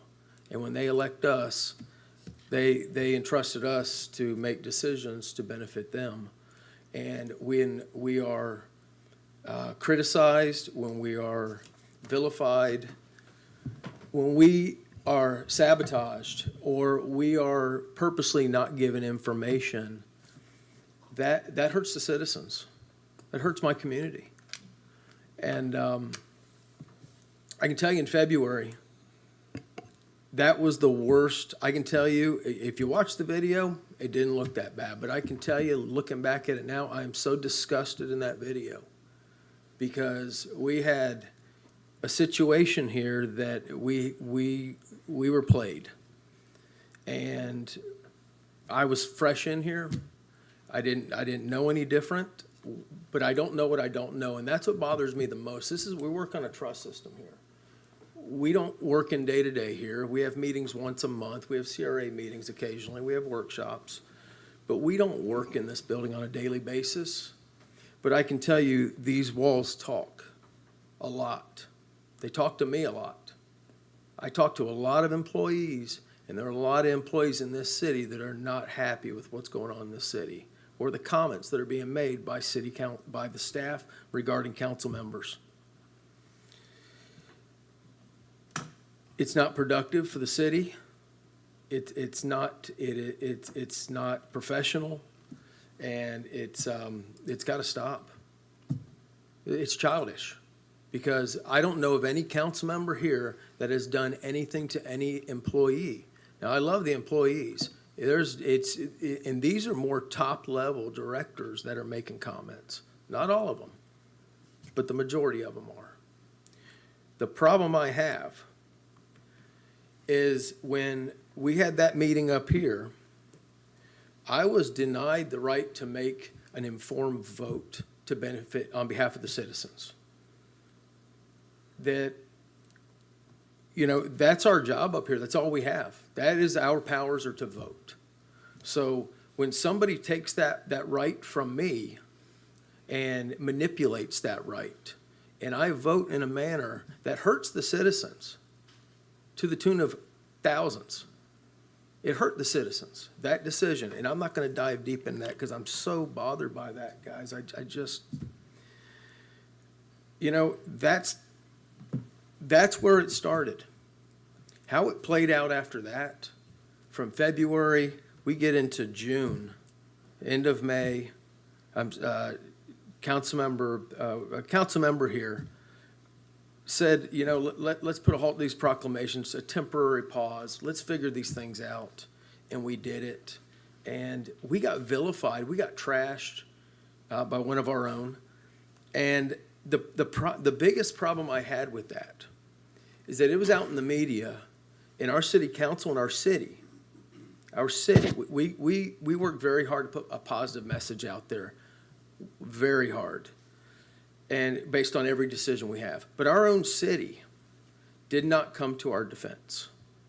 Our own city has a very large public information department. Our city manager has the authority to defend, has the obligation and the duty to defend this city and its reputation. And I hate to say it, but she didn't. And this isn't going to be a lashing. These are just the facts of what we've had to go through. So we get into that. So the moment that, and I can tell you, Councilmember Urban, his name was thrown out in the Orlando Sentinel. And I love these guys and girl. I will stick up for them. You know, we're up here, we vote on the same information. You know, nobody else in this city is in the kind of seats that we're in up here and in the same position where, you know, I feel for them. I didn't like Councilmember Urban taking those hits. So I strongly stuck my neck out there because I don't mind taking the hits. I don't, and plus there was so much wrong that I had found. I mean, with multiple departments, multiple things that were going on. So my real issue was every step of the way, I didn't get any assistance from the city. I had to do it on my own research, stepping out on a ledge every single time, got pushback from the one employee that we have. Well, we got with two, but, you know, I didn't really talk to Dan too much about it. But I had no assistance. So every time that, and as you guys all know, I had to call special meetings. And I got so much backlash. I had staff trashing me. I had people on social media. He's wasting taxpayers' dollars. I don't believe it wasted $1. The lights stay on in this building. Maybe the AC gets turned on when we have meetings. But other than that, directors are paid salary. So if directors are here, you know, it doesn't cost us another dime to find the truth, to protect taxpayer dollars. It's worth it. And if anybody in this city wants to bash us for protecting taxpayer dollars, I welcome them to come on up to the podium and tell us about it. Because I think they're wrong. I think our job is exactly that. And when I want to ask a specific employee questions that I know I can get the answers out of, or that's the person who could have the answers, I don't expect backlash or pushback. The entire 2 months that we were getting trashed in the media, we were getting trashed online. We were having these meetings. I hate to call them investigations, but we had employees up here under oath. Turns out we weren't getting truthful answers. Good gosh, I don't know what I need to do. We put employees under oath and they still don't tell the truth. That bothers me even more, which tells me we have a serious issue throughout this entire building of staff that doesn't tell the truth, which I had seen. I don't say the majority, but I think it's people at the top. I believe it's directors, not all, but I don't believe that integrity is something that is promoted around here. That disturbs me. I know there's councils, city attorney, there are cities that put every council meeting under oath. I don't want to have to do that. That's not, you know, who wants to do that? But when I find that, you know, we can only make decisions based on what we know. So, and I have seen staff give misinformation, piecemeal information. I mean, heck, when I was trying to get information on this ranch event, it took me 5 times, and it was piecemealed over and over again. And come to find out, it was outdated information. I was being led astray in so many different directions. I don't know if on purpose, but that bothers me even more that we don't have the accurate information on hand. So I went down this path, and as it turns out, I was right. I was right with everything I went down. We determined that there was an organization that was kicked off that property improperly, but nobody in this city, higher level of City Hall, cared. You know, At what point do we start caring about people in this city hall? That organization, we had to issue an apology. We did. Why? Based on the work that we had to do, because the employees, our city manager, and like I said, I'm not bashing, I'm laying out the facts of what's occurred here, that they didn't stand up and do the research to assist. So I have to do it.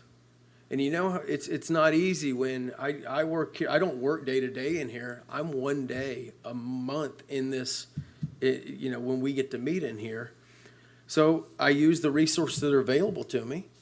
And that's, I use my phone and I talk to a lot of people. But I can tell you the information did not come from this building to help me in any way. But as it turns out, I was right. I didn't want to be right.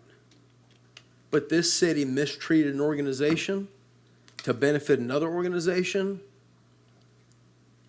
And we, the citizens, were the big losers in this. We're going to make it right with the first organization that was pushed off that property. I had this conversation with the city manager today. It was one of the toughest ones. Because I told her I would give her an opportunity time and time again, and I would let her know if it ever got to that point where I've hit a wall and there's nowhere else to navigate through to try and add value to the city. Because I got to tell you, I don't know how I can add value under these conditions that we face right now. We do have a handful of great directors. I know our public safety, top notch. But we have some serious issues in this building. I'm not going to go on and on anymore about this, but with that being said, I did inform the city manager that I was going to make a motion to terminate her contract at this meeting. So I'm going to put that motion on the table. And Mr. Mayor, if I may, under your rules of conduct, if you're going to take formal action on an item, you have to, there's a two-step process. You have to have a motion to put the item on the agenda and take a vote for that, and then you have to take the vote on the formal action. Yes, sir. Thank you. All right, I'd like to go ahead and make a motion to add that to the agenda.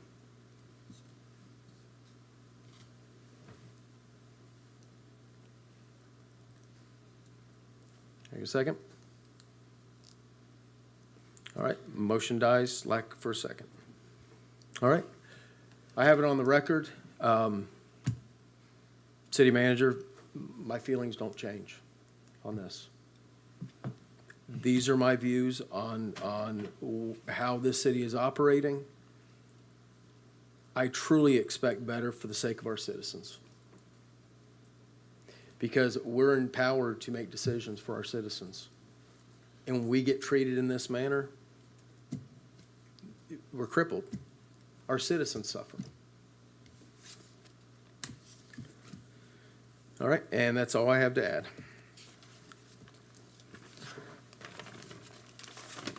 Next up is our information section. Thursday, August 21st, 2025, City Council Workshop, 9 a.m. at City Hall Council Chambers. Monday, September 1st, 2025, City offices closed in observance of Labor Day. Thursday, September 11th, 2025, City Council meeting, 6:30 p.m. at City Hall Council Chambers. We have the fiscal year 24-25 business plan report, quarter 3, and the reports warrant list number 10, fiscal year 25. And with that, this meeting is adjourned.